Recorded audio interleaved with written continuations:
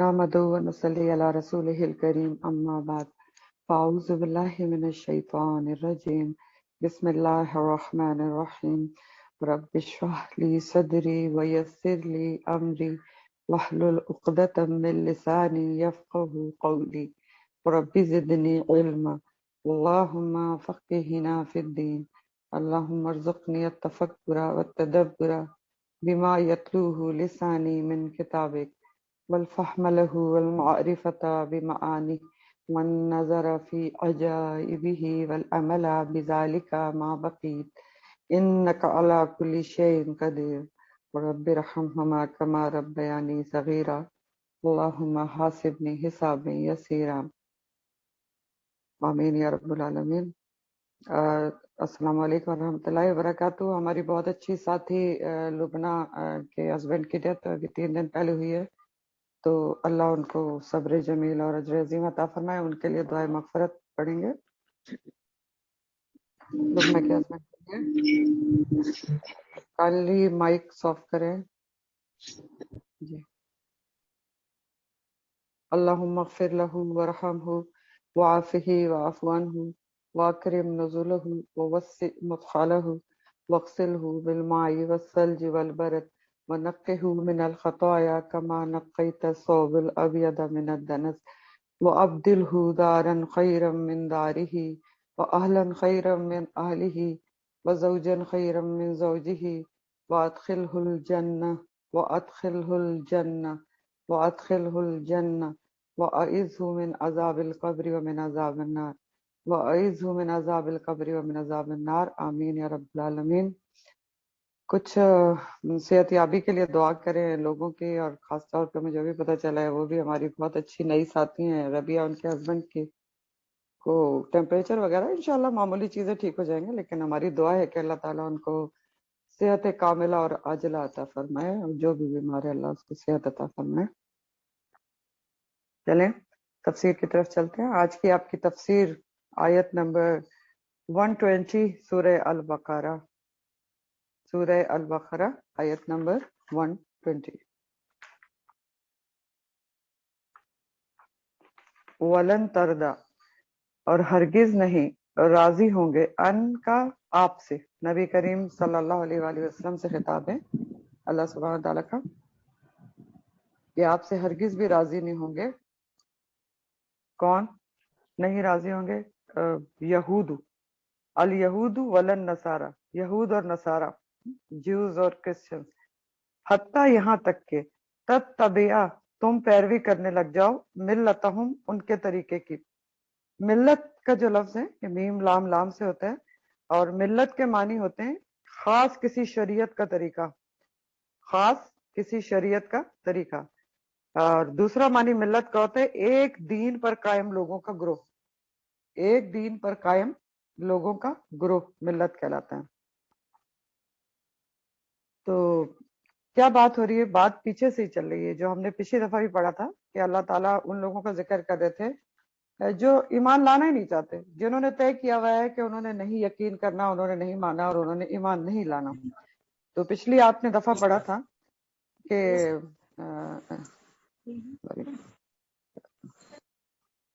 عائشہ kindly mics کا خیال رکھیں، بہت زیادہ آن ہو رہے ہیں، سوری۔ تو میں بات کر رہی تھی کہ پچھلی دفعہ سے تفسیر جڑی ہوئی ہے کہ وقال الذین لا یعلمون لولا یکلمنا اللہ او تاتین آیا۔ اللہ تعالیٰ نے ان لوگوں کا بیہیویئر بتایا تھا کہ جو ہر زمانے میں اس طرح کے لوگ رہے ہیں کہ جن کو ایمان نہیں لانا ہوتا، وہ کہتے ہیں کہ اللہ تعالیٰ ان سے کلام کیوں نہیں کرتا، کہ کلام کر کے بتا دے کہ آپ اللہ کے رسول ہیں، یا کوئی معجزہ آپ ہمارے لیے لے کر کیوں نہیں آتے، عیسیٰ علیہ السلام اور موسیٰ علیہ السلام کی طرح کا۔ اس طرح کی باتیں سبھی نے کی تھی، مشرکین نے بھی کی تھی، اور یہود نے بھی کی تھی، اور نصارہ نے بھی کی تھی۔ تو اللہ تعالیٰ نے اس پہ فرمایا تھا کہ کذالک قال الذین من قبلہم مثل قولہم۔ اللہ تعالیٰ نے کہا تھا اسی طرح کی باتیں تو ان سے پہلے لوگوں نے بھی کی تھی، جو پہلے کے لوگ تھے، مثل قولہم، انہی کی بات کی طرح۔ یعنی یہ فرمایا تھا اللہ تعالیٰ نے کہ پچھلے انبیاء کی میں بھی جو قومیں تھیں، ان کے بھی جو لوگ سرکش تھے، جو گمراہ لوگ تھے، انہوں نے بھی انہی کی طرح کی پہلے باتیں کی تھی۔ کس طرح کی کہ اللہ تعالیٰ خود ہمیں بتائے اور ہم کیسے مان لیں اللہ کا رسول ہے اور معجزہ دکھاؤ وغیرہ وغیرہ. پھر اللہ تعالیٰ نے وجہ بتائی تھی کہ اس طرح کی باتیں کون لوگ کرتے ہیں، اور ہمیشہ ہر زمانے میں ہر نبی کے دور میں ایسے لوگ کیوں موجود رہے ہیں اور ایسی باتیں کیوں کرتے ہیں، کیونکہ تشابہت قلوبہم، باہم ان کے دل ملتے جلتے ہوتے ہیں. کن کے؟ ہر زمانے کے گمراہ اور سرکش لوگوں کے دل اللہ تعالیٰ کہہ رہے ہیں آپس میں ملتے جلتے ہوتے ہیں. کیونکہ دل ملتے جلتے ہوتے ہیں اس لیے باتیں بھی اس میں سے ملتی جلتی نکلتی ہیں. ورنہ اللہ تعالیٰ فرما رہے ہیں کہ نشانیاں تو بہت ہیں، نشانی مانگ رہے ہیں اور تاتی نہ آیا معجزہ. اللہ تعالیٰ کہتے ہیں نشانیاں بہت ہیں. قد بین الآیات، تحقیق ہم نے بیان کھول کھول کر دکھا دی ہیں ان کو نشانیاں. لیکن کس کو نظر آتی ہیں نشانیاں؟ لقومی یوقنون، جو یقین رکھنا چاہتے ہیں.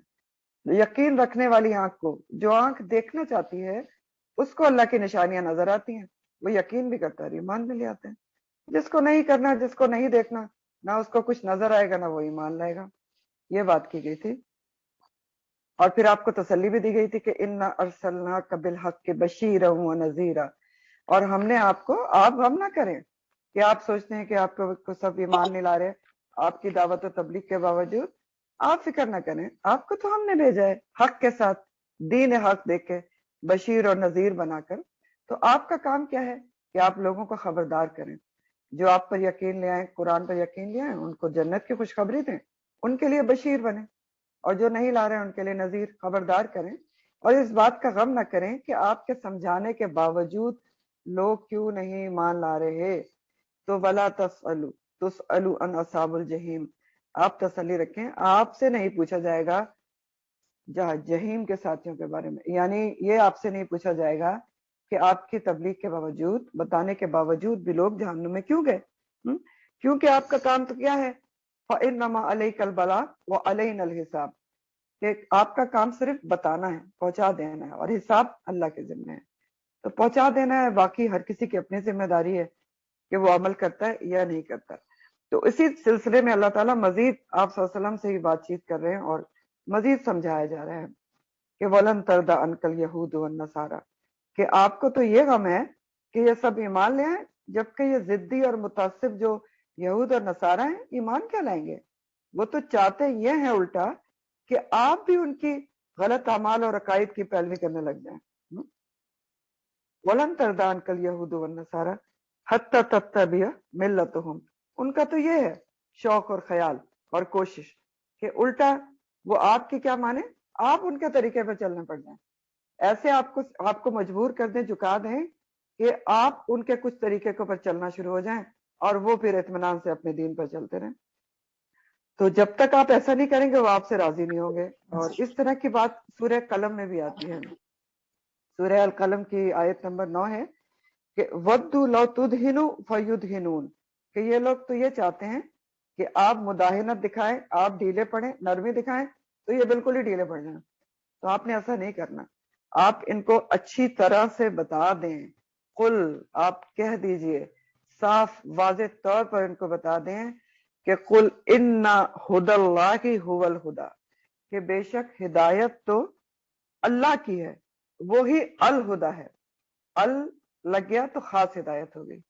تو کیا کہا جا رہا ہے آپ کو کہ تو آپ کو اپنے طریقے پہ چلانا چاہتے ہیں، لیکن آپ کیا کریں، ان کو کلیئر کٹ بتا دیں کہ قل ان ھدی اللہ ھو الھدی، اصل ہدایت تو بے شک اللہ کی ہدایت ہے جو اللہ کی طرف سے آتی ہے، وہی خاص اور حقیقی ہدایت ہوتی ہے، الہدا ہوتی ہے. ہدایت ہر زمانے کی وہی الہدا ہوتی ہے، معتبر ہوتی ہے، خاص ہدایت ہوتی ہے جو اس زمانے کے مطابق اس زمانے کا نبی یا رسول لے کر آتا ہے اور اللہ کی طرف سے ہوتی ہے، وہ الہدا ہوتی ہے. تو کوئی خاص فرقہ یا گروہ ہدایت کا ذریعہ نہیں ہوتا.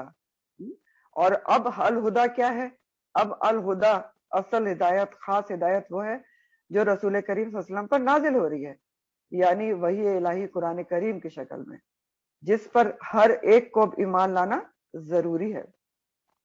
تو آپ ان کو بتا دیں کہ ان ھدی اللہ ھو الھدی، اصل ہدایت جو ہے یہود نصارہ اور کسی اور گروہ سے تعلق رکھنے میں نہیں ہے، وہ اللہ کی ہدایت ہے جو اللہ کی طرف سے آ رہی ہے، جو نبی کریم صلی اللہ علیہ وسلم کو قرآن کی شکل میں دی جا رہی ہے. اور اب ہر ایک کو اس کے اوپر ایمان لانا ضروری ہے. پھر مزید تاکید ہے اور بظاہر خطاب نبی کریم صلی اللہ علیہ وآلہ وسلم سے ہے. لا ان البتہ اگر اتبعتا پیروی کی تم نے، اتباع کیا تم نے، اتبعتا کا لفظ اور پیچھے آپ نے جو تتبعہ پڑھا سب اتباع سے ہیں، پیروی کرنا، فالو کرنا، اور روٹ تے بے این ہوتا ہے. تو اللہ تعالیٰ مزید تاکید فرما رہے ہیں اور بظاہر کتاب صلی اللہ علیہ وسلم سے ہے کہ لئن البتہ اگر اتبعتا تم نے بھی پیروی کی، اتباع کیا، احواہم ان کی خواہشات کا. کن کی خواہشات کا؟ یہود و نصارہ کی، کہ ان کی تو خواہش ہے کہ آپ ان کے طریقے پر چلیں. ہاں، بعد الذی اس کے بعد بھی جو جاءک من العلم، اس کے بعد بھی جو آپ کے پاس علم آ گیا ہے، العلم آ گیا ہے، اگر اس کے بعد بھی آپ نے ان کی خواہشات کی پیروی کی تو کیا ہوگا؟ مالکا نہیں ہوگا تیرے لیے، من اللہ اللہ سے، من ولی ولا نصیر کوئی دوست اور کوئی مددگار. السلام اگر علیکم. العلم آنے کے باوجود بھی تم نے پیروی کی. العلم کے سے مراد کیا ہوتا ہے؟ جو اللہ تعالیٰ فرما رہے ہیں کہ بعد الذی جاءک من العلم، العلم کہتے ہیں قرآن سنت اور حدیث کے علم کو. تو اللہ تعالیٰ تاکید یہ کر رہے ہیں کہ اگر العلم آنے کے بعد بھی اور بظاہر خطاب نبی کریم صلی اللہ علیہ وسلم سے اس کی شدت کو محسوس کروانے کے لیے، امت کو شدت محسوس کروانے کے لیے، ہر پڑھنے والے کو شدت محسوس کروانے کے لیے آپ سے خطاب ہے، ورنہ یہ ہر کسی سے خطاب ہے کہ اگر العلم آنے کے بعد بھی، قرآن آنے کے بعد بھی، سنت آنے کے بعد بھی اگر پیروی کی احواہم ان کی خواہشات کی، کسی بھی اور کے دین رکھنے والے کی خواہشات کی پیروی کی، تو ما لکم من اللہ من ولی ولا نصیر، اللہ سے بچانے والا کوئی مددگار اور کوئی دوست نہ ہوگا. تو آپ کو یہ تاکید کی جا رہی ہے، خبردار کیا جا رہا ہے کہ آپ ہرگز بھی ان کی رضامندی کے لیے، ان کی صلح کے لیے ان کی طرف نہ جھکیں، کہ ان کا کہا نہ مانیں، کوئی کمپرومائز نہ کریں. کیونکہ دیکھیں آپ کے دل میں یہ خیال آ سکتا تھا کہ میں کچھ ان کے ساتھ نرمی کا معاملہ رکھوں تو شاید یہ ایمان لے آئیں. تو اس کے اوپر آپ کو مزید تاکید کی جا رہی ہے کہ ایسا نہیں ہو سکتا. دین کے معاملے میں کوئی کمپرومائز، کوئی مداہنت نہیں دکھائی جا سکتی. دین کے اوپر فرمنس بہت ضروری ہے. تو آپ ان کی طرف کسی صورت میں نہ جھکیں. کوئی صلح نامہ دین کے اوپر نہیں ہو سکتا، کوئی کمپرومائز نہیں ہو سکتا. اور اگر العلم آنے کے بعد بھی، قرآن کریم کے نزول کے بعد بھی آپ نے یہود و نصارہ کی خواہشات کی پیروی کی تو آپ کو بھی اللہ سے بچانے والا کوئی دوست اور مددگار نہ ہوگا. تو یہ اتنی سخت بات نبی کریم صلی اللہ علیہ وسلم سے نہیں کی جا رہی ہے، بنیادی طور پر رسول اللہ صلی اللہ علیہ وسلم کے ذریعے امت کو شدت سے بتایا جا رہا ہے، تنبیہ کی جا رہی ہے، ہر پڑھنے والے کو قیامت تک وارن کیا جا رہا ہے کہ اصل ہدایت الہدا قرآن کریم کے آنے کے بعد بھی اگر تم نے بجائے اس کی ہدایت پر چلنے کے، اس کے طریقے پر چلنے کے، یہود و نصارہ کی پیروی کی، یا العلم آنے کے بعد اپنی خواہشات کی پیروی کی، اور یا آبا کے غلط طریقوں کی پیروی کی، ان کی خواہشات کی پیروی کی، یا ظن و گمان کی پیروی کی، یا اپنے دل کی خواہشات کی پیروی کی، تو سمجھ لو کہ روز آخرت اللہ سے بچانے والا کوئی دوست اور مددگار نہیں ہوگا. تو نبی کریم صلی اللہ علیہ وآلہ وسلم کی حدیث کا مفہوم ہے نا کہ کوئی مومن ہو ہی نہیں سکتا جب تک اپنی خواہش نفس کو اس کا پابند نہ کر لے جو میں لے کر آیا ہوں. تو الہدا کیا ہے پھر، اور العلم کیا ہے جس کا دو چیزوں کا اس آیت میں ذکر ہوا ہے؟ دونوں سے مراد قرآن اور سنت کا علم ہے، قرآن کی ہدایت. تو ہمارے لیے بھی بہت امپورٹنٹ سبق ہے. یہاں پر اللہ تعالیٰ نے بہت کلیئر کٹ واضح طور پر بتا دیا کہ کوئی فرقہ، کوئی گروہ کی بات نہیں ہے. اصل ہدایت وہ ہے جو اللہ کی طرف سے آئے ہوئے العلم یعنی قرآن اور حدیث پر مبنی ہے. یہ ہے اصل ہدایت جس کے اوپر چلنا ہوگا. تو اس ہدایت پر چلنے کے لیے کیا کرنا ہوگا؟ العلم حاصل کرنا ہوگا اور اپنی خواہشات کو اس کا تابع کرنا ہوگا، جیسے نبی کریم صلی اللہ علیہ وسلم نے فرمایا کہ اپنی خواہشات کو اس کا تابع نہ کر لے جو میں لے کر آیا ہوں. تو کسی دوسرے کی خواہشات پر نہیں چلنا ہے، کسی اتباع آواہم نہیں کرنا، چاہے وہ کوئی بھی ہو، کوئی رشتہ، کوئی لوگ، لوگوں کی خواہشات پر نہیں چلنا، لوگوں کی خواہشات کی پیروی نہیں کرنی. کیونکہ دیکھیں اصل دین ہے کیا؟ اصل دین ہے ہی اللہ کو راضی کرنے کا نام. اصل دین کیا ہے ہم کہ ہم اللہ کو راضی کر لیں. زندگی کا مقصد کیا ہے؟ اللہ راضی ہو جائے. اللہ راضی ہو گیا، سارے کام بن گئے.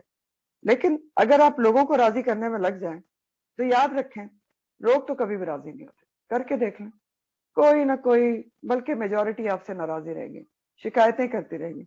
اور اگر لوگوں کو راضی کرنے میں اللہ ناراض ہو گیا، خدا نہ کرے اللہ کے حکم کی احکامات کی نافرمانی کر لی کہ اس کو راضی کر لوں اور اس کو راضی کر لوں، چاہے اولاد ہو، چاہے دوست ہو، چاہے کچھ بھی، کہ اس کو راضی کر لوں اور اس کو راضی کر لوں، اور اللہ کو کے حکم کو نیگلیکٹ کر دیا اور اللہ ناراض ہو گیا، تو بہت ہی بڑا نقصان ہے اور لوگ پھر بھی نہیں راضی ہوں گے. لیکن دوسری طرف اگر آپ نے صرف اللہ کو راضی کرنے کی کوشش کر لی، ہر کسی کو چھوڑ کے کہ میں نے کون سا کام کرنا ہے جس سے اللہ راضی ہو، یہ زندگی کا ایم اور گول اور مقصد بنا لیا، تو آپ دیکھیں گے کہ لوگ خود ہی آپ کے پیچھے آئیں گے. کیونکہ مین ایم ہے ہی ہمارا اللہ کو راضی کرنا. تو یہی آیت یہی بات ہمیں سمجھا رہی ہے. تو اللہ تعالیٰ نے یہاں پر سیدھا راستہ بتا دیا ہے. کیا بتا دیا ہے؟ الکتاب کو پڑھو، العلم حاصل کرو جو تمہارے پاس آ گیا ہے، جاءک من العلم، اور الہدا اس کی ہدایت پر ہو. کس کی ہدایت پر؟ العلم کی ہدایت پر، جو الہدا ہے، خاص ہدایت ہے. تو جنت کا راستہ پالو گے، صراط مستقیم مل جائے گا. اور ایک اور بات بہت ضروری یہاں سے پتہ چل رہی ہے ہمیں، یہ پتہ چل رہا ہے کہ یہود و نصارہ ہم سے کبھی بھی راضی نہیں ہو سکتے جب تک کہ ہم ان کے طریقے نہ اپنائیں، ان کے کہنے پہ نہ چلیں. اور یہ بات تو آج کل آپ بہت اچھی طرح سے دیکھ رہے ہوں گے. کیا چاہتے ہیں یہود و نصارہ ہم سے؟ جنرل بات دیکھیں نا، اللہ تعالیٰ قرآن میں فرمانے وہ راضی نہیں ہو سکتے جب تک آپ ان کا کہنا نہ مانیں، ان کے طریقے پہ نہ چلیں. اور افسوس کے ساتھ ہم تو بہت آسانی سے مان رہے ہیں اور ان کے طریقے بھی اپنا رہے ہیں، بڑی خوشی کے ساتھ اپنا رہے ہیں. تو بات یہ ہے کہ آج بھی اب ہم دیکھتے ہیں کہ راضی تو وہ اسی سے ہیں یہود و نصارہ جو ان کی مانتا ہے. بہرحال آگے اللہ تعالیٰ فرماتے ہیں کہ الذین آتیناہم الکتاب، وہ لوگ آتیناہم دی ہم نے ان کو، الکتاب وہ لوگ جن کو ہم نے کتاب دی ہے، یتلونہ وہ تلاوت کرتے ہیں اس کی، کس کی؟ کتاب کی، اللہ کی کتاب کی. جن لوگوں کو ہم نے کتاب دی ہے وہ تلاوت کرتے ہیں اس کی. یتلونہ کیسی تلاوت کرتے ہیں؟ حق تلاوت ہی، جیسا کہ حق ہے اس کی تلاوت کرنے کا. تو اولئک یہی وہ لوگ ہیں، یؤمنون جو ایمان رکھتے ہیں بھی ساتھ اس کے، کس کے ساتھ؟ قرآن کے ساتھ بھی جو ایمان لاتے ہیں. تو اب یہ کس کا ذکر ہو رہا ہے؟ پیچھے یہود و نصارہ کی اکثریت کا ذکر تھا جو ایمان نہیں لا رہے تھے، حق کی مخالفت کر رہے تھے، نبی کریم صلی اللہ علیہ وسلم کے قرآن کی مخالفت کر رہے تھے، بلکہ چاہتے یہ تھے کہ آپ کو بھی اپنی خواہشات پر چلا دیں. اور اب کس کا ذکر ہو رہا ہے؟ یہود و نصارہ میں سے ان لوگوں کا ذکر ہو رہا ہے جو منصف المزاج تھے، انصاف پسند لوگ تھے، جو اپنی کتاب تورات اور انجیل کو اس طرح پڑھتے تھے کہ جیسا کہ اس کا حق ہے پڑھنے کا. دیکھیں آیت کو کیا کہہ رہے ہیں اللہ تعالیٰ، کہ الذین وہ لوگ جن کو ہم نے کتاب دی ہے، آتیناہم الکتاب، اہل کتاب، جو کتاب یہود و نصارہ کا ذکر ہے خاص طور پر. تو ان میں کچھ ایسے بھی لوگ ہیں جو کتاب کو ایسے پڑھتے ہیں، اس کی تلاوت ایسے کرتے ہیں جیسا کہ حق کا حق ہے تلاوت ہی اس کو تلاوت کرنے کا. جیسے تلاوت کا حق ہے ویسے کتاب کو پڑھتے ہیں. تلاوت کے معنی آپ کو پتہ ہے نا کیا ہوتا ہے؟ تلا یتلو تلاوت، کسی چیز کے پیچھے اس طرح جانا، ایسے فٹ پرنٹس کو فالو کرنا کہ آگے والے اور پیچھے والے کے درمیان میں کوئی چیز بھی حائل نہ ہو. تو بہت ہی توجہ سے کسی کو فالو کرنا، توجہ کے ساتھ پوری کنسنٹریشن سے فالو کرنا تلاوت کہلاتا ہے. تو کتاب کی تلاوت کیا ہوتی ہے؟ کہ ایسے اس کو پڑھا جائے کہ بہت اچھے طریقے سے سمجھ میں آ جائے اور دل میں اتر جائے اور عمل میں آ جائے. تو اللہ تعالیٰ فرما رہے ہیں کہ ان میں ایسے بھی لوگ ہیں جو اپنی کتاب کو ایسے پڑھتے ہیں جیسا کہ حق ہے اس کی تلاوت کرنے کا، ایسے تلاوت کرتے ہیں. یعنی جنہوں نے یہود و نصارہ میں سے اپنی کتاب کو دل سے مانا، اس پر ایمان لائے، پڑھا اور سمجھا، اس پر تدبر کیا اور عمل بھی کیا. کتاب میں کوئی تحریف نہیں کی، احکامات کو چھپایا نہیں، کسی قسم کا رد و بدل نہیں کیا، تو نتیجتاً کیا ہوا کہ آپ صلی اللہ علیہ وسلم اور قرآن کریم پر وہ ایمان لے آئے، یہود و نصارہ میں سے۔ کیوں؟ کیونکہ ان کی کتابوں میں نبی کریم صلی اللہ علیہ وسلم کی نشانیاں موجود تھیں۔ تو ایسے یہود و نصارہ کی تعریف کر رہے ہیں اللہ تعالیٰ کہ جنہوں نے اپنی کتاب کے اوپر پورا پورا عمل کیا، اس کو پڑھنے کا حق ادا کیا، اس کے احکامات کو چھپایا نہیں، اگنور نہیں کیا، کتمان حق نہیں کیا، حق کو چھپایا نہیں، تو نتیجہ کیا ہوا کہ آپ کی نشانیاں دیکھ کر انصاف پسند لوگ تھے نا، ایمان لے آئے۔ اولائی کا یہی وہ لوگ ہیں یؤمنون بھی، جو اس پر بھی ایمان رکھتے ہیں۔ کس پر ایمان رکھتے ہیں؟ قرآن پر۔ بھی کی ضمیر قرآن کی طرف جاری ہے، تو وہ اس پر ایمان لے آئے۔ تو ان لوگوں میں سے چند گنتی کے گنے چنے لوگ تھے، اور اس میں سے سب سے یہود میں سے مشہور عالم عبداللہ بن سلام کا نام آتا ہے۔ یہود کے مشہور عالم عبداللہ بن سلام، جنہوں نے اپنی کتاب کی نشانیاں دیکھ کے بہت جلد نبی کریم صلی اللہ علیہ وآلہ وسلم پر ایمان لے آئے تھے، اور بہت زیادہ دین کا کام بھی کیا۔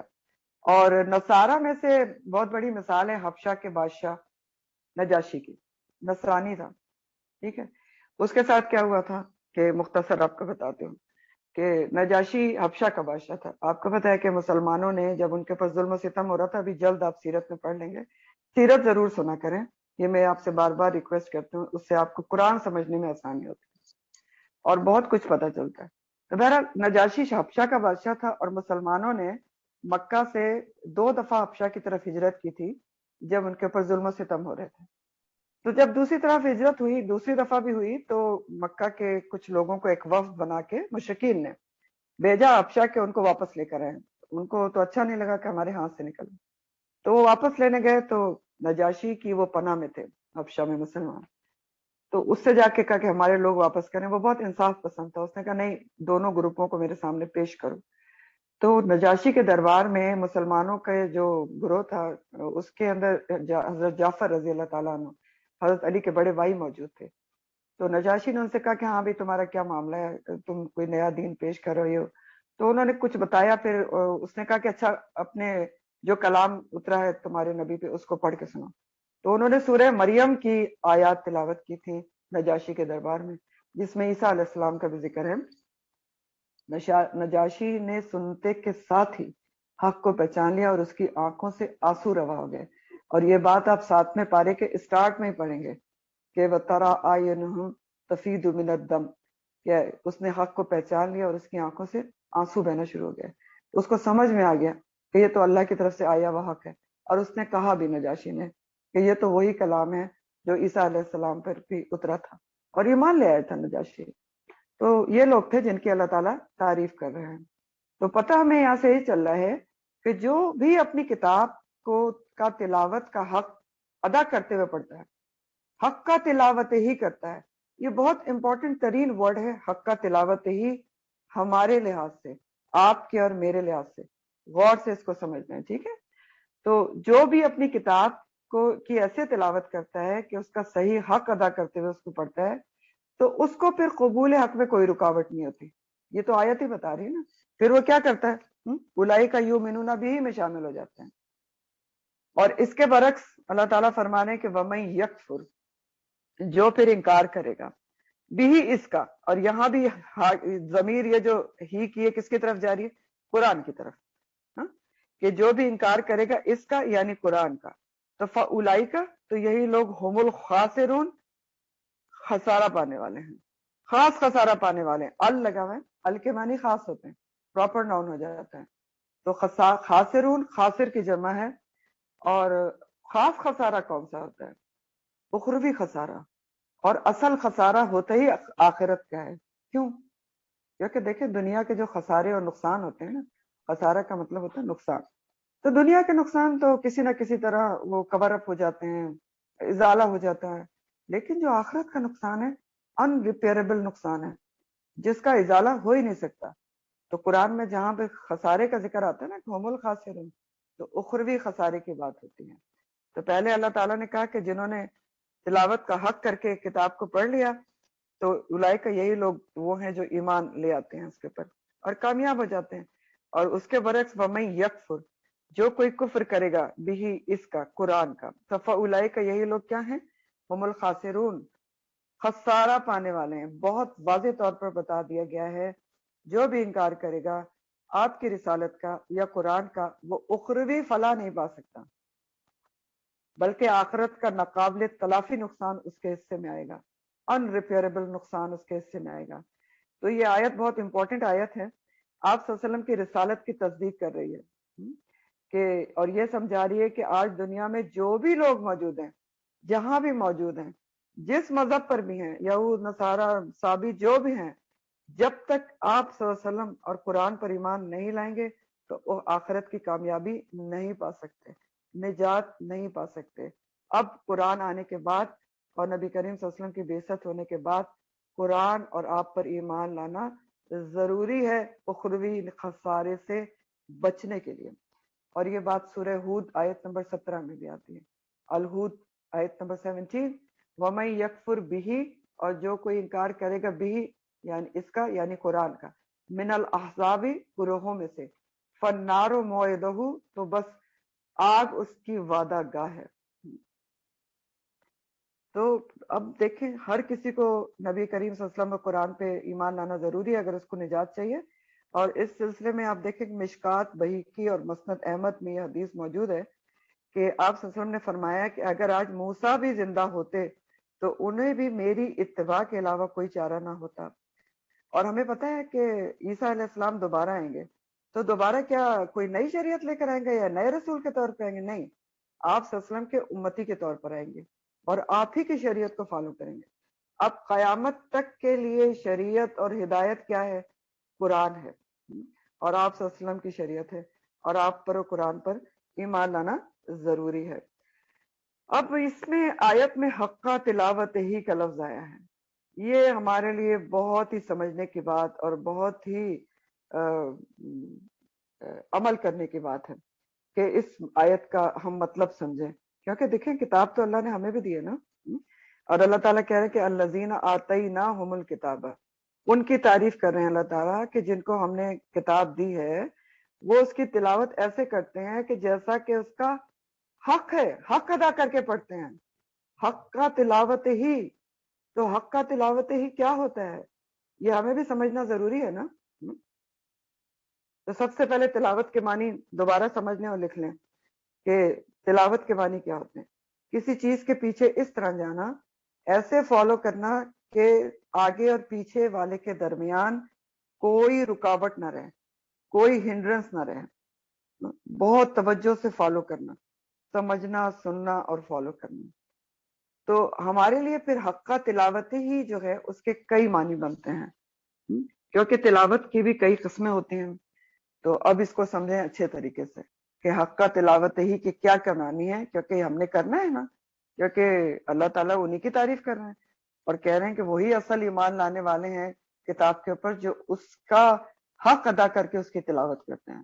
تو پھر ہم نے تو حق ادا کرنا ہے نا الحمدللہ، تو حق کا تلاوت ہی کو سمجھنا ہے۔ تو حق کا تلاوت ہی کے کئی معنی ہوتے ہیں، کیونکہ تلاوت کئی قسم کی ہوتی ہے۔ تو سب سے پہلا جو قسم ہے تلاوت کی وہ ہے تلاوت لفظی، تلاوت لفظی، لفظ کی تلاوت۔ اس میں کیا چیز آتی ہے؟ لفظ کی ادائیگی درست ہو، قرآن کے الفاظ کی درست ادائیگی، قرآن کی صحیح تجوید اور ترتیل کے ساتھ پڑھنا۔ قرآن کو لفظی تلاوت میں کیا آتا ہے؟ صحیح تجوید اور ترتیل کے ساتھ پڑھنا۔ تو تجوید کیا ہوتی ہے؟ یعنی الفاظ کی ادائیگی بھی صحیح ہو، مخارج بھی صحیح ہوں، صحیح لہو لہجے کے ساتھ، عربی ایکسنٹ کے ساتھ، قواعد کا خیال رکھ کے پڑھا جائے، یہ تو ہے تجوید۔ اور ترتیل کیا ہوتی ہے؟ میں نے کہا کہ لفظ تلاوت لفظی کیا ہے؟ قرآن کو صحیح تجوید اور ترتیل کے ساتھ پڑھنا۔ ترتیل کیا ہوتی ہے؟ ترتیل کا ذکر سورہ مزمل میں آتا ہے، اگر آپ پڑھتے ہوں کہ وَرَتَّلِ الْقُرْآنَ تَرْتِیلًا، آتا ہے سورہ مزمل کی آیت ہے وَرَتَّلِ الْقُرْآنَ تَرْتِیلًا۔ تو رتلا اور ترتیل کے معنی کیا ہوتے ہیں؟ قرآن کو ٹھہر ٹھہر کر، سنوار سنوار کر، خوبصورتی کے ساتھ، خوش الخانی کے ساتھ پڑھنا، یہ ہوتی ہے ترتیل۔ اور ترتیل میں خاص طور پر ٹھہر ٹھہر کر، سکون کے ساتھ، اطمینان کے ساتھ پڑھنا آتا ہے، ترتیل کہلاتا ہے۔ اور پھر سنوار سنوار کر اور خوبصورت آواز کے ساتھ۔ تو تلاوت لفظی کیا ہوتی ہے؟ صحیح تجوید اور قرآن کو ترتیل کے ساتھ پڑھنا۔ دوسری ٹائپ ہے تلاوت کی، تلاوت معنوی، معنی سے تلاوت معنوی۔ تو تلاوت معنوی کیا ہوتی ہے؟ پوری توجہ کے ساتھ قرآن کے معنی سمجھنا، ایک ایک لفظ کو اس کی ڈیپتھ میں سمجھنا کہ اس کا روٹ کیا ہے، روٹ کے معنی کیا ہیں، اور پھر لفظ کیا بنا ہے، گرامیٹیکلی اس کے کیا معنی ہوتے ہیں، الفاظ کو سمجھنا۔ اور جب الفاظ کو آپ سمجھتے ہیں صحیح طور سے، تبھی آپ کو اصل میں آیت کے معنی صحیح طور پر سمجھ میں آتے ہیں، ورنہ ڈیپتھ میں سمجھ میں نہیں آتے۔ اور تھوڑے بہت معنی تو آپ کو ترجمہ سمجھ کے بھی پڑھ کے بھی آ جاتے ہیں نا، اوپر اوپر سے گزر جائیں، لیکن حق ادا کرنا کیا ہے؟ یاد رکھیں ہم تو حق کا تلاوت ہی کو سمجھنے کی کوشش کر رہے ہیں۔ تو تلاوت معنوی جو نمبر 2 ہے، پوری توجہ کے ساتھ قرآن کے الفاظ کو، معنی کو سمجھ کر تدبر کے ساتھ پڑھا جائے۔ تدبر کیا ہوتا ہے؟ پیچھے پڑ جانا، اندر اتر جانا۔ اور قرآن میں اللہ تعالیٰ فرماتے ہیں کہ قرآن کی آیات کو میں نے کیوں اتارا ہے؟ لِيَدَّبَّرُوا آیَاتِهِ، تاکہ تم اس کے اوپر تدبر کرو، اور وَلِيَتَذَكَّرَ أُولِي الْأَلْبَابِ، اور پھر تدبر کر کے اس سے نصیحت حاصل کریں عقل والے لوگ۔ تو تدبر اور اس سے پھر نصیحت حاصل کرنا جو ہے کیا ہے؟ عقل مندی کا تقاضا ہے۔ تو تلاوت معنوی پوری توجہ کے ساتھ معنی سمجھ کر آیات پر تدبر، ڈیپتھ میں اتر کر اس کو سمجھا جائے کہ قرآن کے معنی اور تفسیر آپ کو اچھی طرح سے سمجھ میں آ جائیں، جو اللہ تعالیٰ کہنا چاہ رہے ہیں وہ آپ سمجھ لیں۔ یہ تلاوت معنوی ہے۔ اور پھر تلاوت معنوی میں ایک دو پوائنٹس اور بھی آتے ہیں، وہ کیا ہے کہ قرآن کے حلال کو حلال اور حرام کو حرام سمجھا جائے۔ تو یہ بھی کب ہوگا؟ جب آپ اس کے معنی صحیح طور پر سمجھیں گے، تب آپ کو پتہ چلے گا قرآن کس چیز کو حلال قرار دے رہا ہے۔ ہر آسپیکٹ سے، صرف کھانے کی چیز حلال حرام نہیں ہوتی، معاملات میں اور ہر چیز میں، بولنے میں بھی حلال اور حرام چیزیں ہوتی ہیں، اور اسی طرح ہر چیز میں ہوتی ہیں۔ جیسے انسان کی جو مومن کی عزت ہے، اس کی بھی حرمت ہے۔ کسی مومن کی عزت پامال کرنا جو حلال نہیں ہے، حرام ہے۔ تو قرآن کے حلال کو حلال اور حرام کو حرام سمجھا جائے، یہ بھی تلاوت معنوی میں آتا ہے۔ پھر تلاوت معنوی میں یہ بات بھی آتی ہے کہ جنت کی آیات پر اس کا سوال کیا جائے، اور جہنم کے ذکر پر اس سے پناہ مانگی جائے۔ اور یہ بھی کب ہوگا؟ جب آپ سمجھ کے پڑھیں گے، ورنہ جب سمجھ میں نہیں آتا تھا قرآن تو کیا ہوتا تھا؟ حرم میں جاتے تھے، قاری رو رہے ہوتے تھے، ان کی ہچکیاں بن جاتی تھی، ہم بیوقوفوں کی طرح دیکھ رہے ہوتے تھے کیوں رو رہے ہیں، لیکن الحمدللہ جب سمجھ میں آتا ہے تو ان سے زیادہ ہمیں رونا آتا ہے۔ تو یہ بھی تلاوت معنوی اور حق ادا کرنے پر ہی ہوتا ہے۔ اور جنت کی آیات پر اس کا سوال کیا جائے، تو یہ آپ دیکھتے ہیں نا کہ جب جنت کی آیات آتی ہیں تو ہم کیا پڑھتے ہیں؟ اللہم جعلنا منہم۔ اور جب جہنم کا ذکر آتا ہے تو ہم کیا پڑھتے ہیں؟ اللہم لا تجعلنا منہم۔ تو یہ ساری چیزیں کس میں ہیں؟ تلاوت معنوی میں ہیں۔ نمبر 3 ہے تلاوت حکمی، حکم سے، تلاوت حکمی، انڈر بریکٹ آگے لکھ لیں، حکم سے اس کا تعلق ہے۔ تو تلاوت حکمی کیا ہوتی ہے؟ یعنی جو قرآن کی واضح آیات محکمات ہیں، جن میں اللہ تعالیٰ نے احکامات دی ہیں، اس کو سمجھ کے اس پر عمل کیا جائے، یہ تلاوت حکمی ہے۔ یہ بھی تلاوت ہے، حق کا تلاوت ہے۔ اچھا، پہلے میں آپ کو یہ بتا دوں کہ قرآن میں 2 قسم کی آیات ہیں، اور یہ سورہ آل عمران کے شروع میں ہی آپ پڑھ لیں گے۔ کون سے 2 قسم کی آیات ہیں؟ ایک کو کہتے ہیں آیات محکمات، محکمات حکم سے، اور ایک ہوتی ہیں آیات متشابہات۔ تو آیات محکمات کون سی ہیں؟ جن پر عمل کرنا ہے ہم نے، جن پر عمل کیا جائے، جن میں اللہ تعالیٰ کچھ عمل کی چیزیں بتاتے ہیں، جن میں احکامات ہوتے ہیں، واضح ہوتی ہیں، جو کلیئر کٹ ہوتی ہیں کہ یہ کرنا ہے یہ نہیں کرنا، تو وہ کیا ہیں؟ آیات محکمات ہیں۔ اور آیات متشابہات کیا ہوتی ہیں؟ جو جن کا تعلق غیب کی چیزوں سے ہوتا ہے، جیسے جہاں پر اللہ کے عرش کا ذکر آتا ہے کہ ثم استوى علی العرش، کہ وہ عرش پر مستوی ہوا، تو عرش کیا ہے؟ یہ متشابہات ہیں، یہ ہماری نظروں سے اوجھل ہے، اور اس کی کھوج کرنا منع ہے۔ جو غیب کی چیزیں ہیں، جو آیات متشابہات جن کو کہا جاتا ہے، ان کے اوپر صرف ایمان لانا ہوتا ہے، اور ان کی کھوج نہیں کرنا، یہ حکم ہے ہمارے لیے۔ اور متشابہات میں عرش اللہ کا، یا اللہ کی کرسی، جنت، دوزخ، اور جیسے حروف مقطعات ہیں، تو ان کے لیے یہ بھی تو اللہ کی آیات ہی ہیں نا۔ لیکن ان کے لیے کیا حکم ہے کہ ہم نے ایمان لانا ہے, کھوج نہیں کرنا کہ کیسے کیسا عرش ہے اور اللہ کیسے اس پہ مستوی ہے, یہ منع ہے. یہ آپ انشاءاللہ تفصیل سے پڑھیں گے. تو تلاوت حکمی کیا ہے, جو نمبر 3 ہے, کہ جو واضح آیات ہیں, محکمات آیات, ان پر عمل کیا جائے جس میں حکم دیا گیا ہے یا کسی چیز کو کرنے کو کہا گیا ہے, اور متشابہات پر ایمان لیں, ان کی کھوج میں نہ پڑیں. یہ ہو گیا. نمبر 4 ہے تلاوت عملی, عمل سے. تلاوت عملی کیا ہوتی ہے کہ عملی طور پر بھی آپ تعریف نہ کریں, آپ کا عمل تعریف نہ کرے کہ کوئی کمی بیشی کر دیں. یعنی آپ پڑھیں تو بہت اچھا, آپ کو الفاظ بھی آتے ہیں, آپ کو بڑی ڈیپتھ بھی آتی ہے ماشاءاللہ, تجوید بھی آتی ہے, تفسیر بھی آتی ہے, بہت اچھا لکھتے ہیں, سب کچھ کرتے ہیں, لیکن عمل اس طرح سے نہیں ہے. تو یہ کیا ہو گیا, یہ تلاوت عملی کے خلاف ہو گیا. یہ بھی تلاوت عملی کے اندر یہ بات آتی ہے کہ آپ سمجھ کے ہر چیز کو اچھے طریقے سے حق کا تلاوت عملی بھی کریں کہ اس پر عمل بھی کریں ایک ایک چیز کے اوپر. تو پھر حق کا تلاوت ہی کا تقاضا کیا ہو گیا کہ قرآن کے ہر پہلو کو دل لگا کے, محنت کے ساتھ, ایفرٹس کے ساتھ اچھے طریقے سے سمجھا جائے, اور سمجھ کر اس کے پر عمل بھی کیا جائے, تلاوت عملی بھی کی جائے.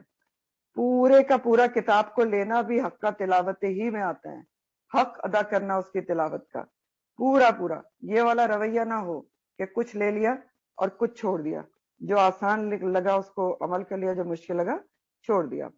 تو حق کا تلاوت ہی کا تقاضا ہے مکمل اطاعت قرآن کی, مکمل طریقے سے سمجھنا, اچھے طریقے سے سمجھنا, مکمل اطاعت کرنا.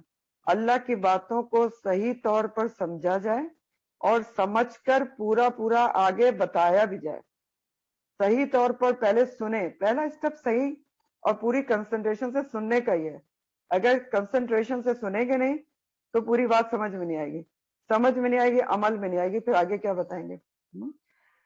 تو حق کا تلاوت ہی میں یہ پوائنٹ بھی آتا ہے کہ اللہ کی باتوں کو صحیح طور پر پہلے سنیں, سمجھیں, دل میں اتاریں, پھر آگے بتائیں, اور پورے طریقے سے اچھے طریقے سے بتائیں, کچھ کا کچھ نہ بتائیں. اور پھر یہ بھی ہے کہ قرآن میں شک بھی نہ کریں. ذالک الکتاب لا ریب فیہ ھدی للمتقین, کیونکہ شک جس چیز میں ہو جائے وہ عمل میں نہیں آ سکتی. جس چیز پہ آپ مشکوک ہو عمل میں کیسے آئے گی. اور پھر حق کا تلاوت ہی میں یہ بات بھی آتی ہے کہ اللہ کا حکم جہاں آ جائے وہاں پر کیا رویہ ہونا چاہیے, سمعنا واطعنا. اللہ نے کہہ دیا میں نے سن لیا, بس عمل کر دیا, کوئی حجت, کوئی آرگومنٹ, کچھ سوچنا, کوئی شک, کچھ نہیں ہے. اللہ کا حکم ہے, ٹھیک ہے. وہ حضرت عمر فاروق کا بیہیویئر یاد کریں, اتنے غصے والے بندے. ایک عورت نے, بڈھی عورت نے اٹھ کے کہہ دیا کہ فاروق, عمر اللہ سے ڈرو, زمین پر گر پڑے. تو عمر اللہ سے بہت ڈرتے ہیں. تو سمعنا واطعنا. اور پھر حق کا تلاوت ہی میں لازمی طور پر یہ پوائنٹ بھی آتا ہے کہ حق ادا کرنے میں تلاوت کا, کہ اس کو قرآن کو دوسروں تک پہنچائیں. تو قرآن کا اصل حق کا تلاوت ہی یہ ہے کہ اس کو ہم اپنا امام بنا لیں, اپنی زندگی میں پیشوا اور رہنما بنا لیں, اس کے مطابق زندگی گزاریں, اور دوسروں کو بھی اس کے مطابق زندگی گزارنے کے اوپر موٹیویٹ کریں.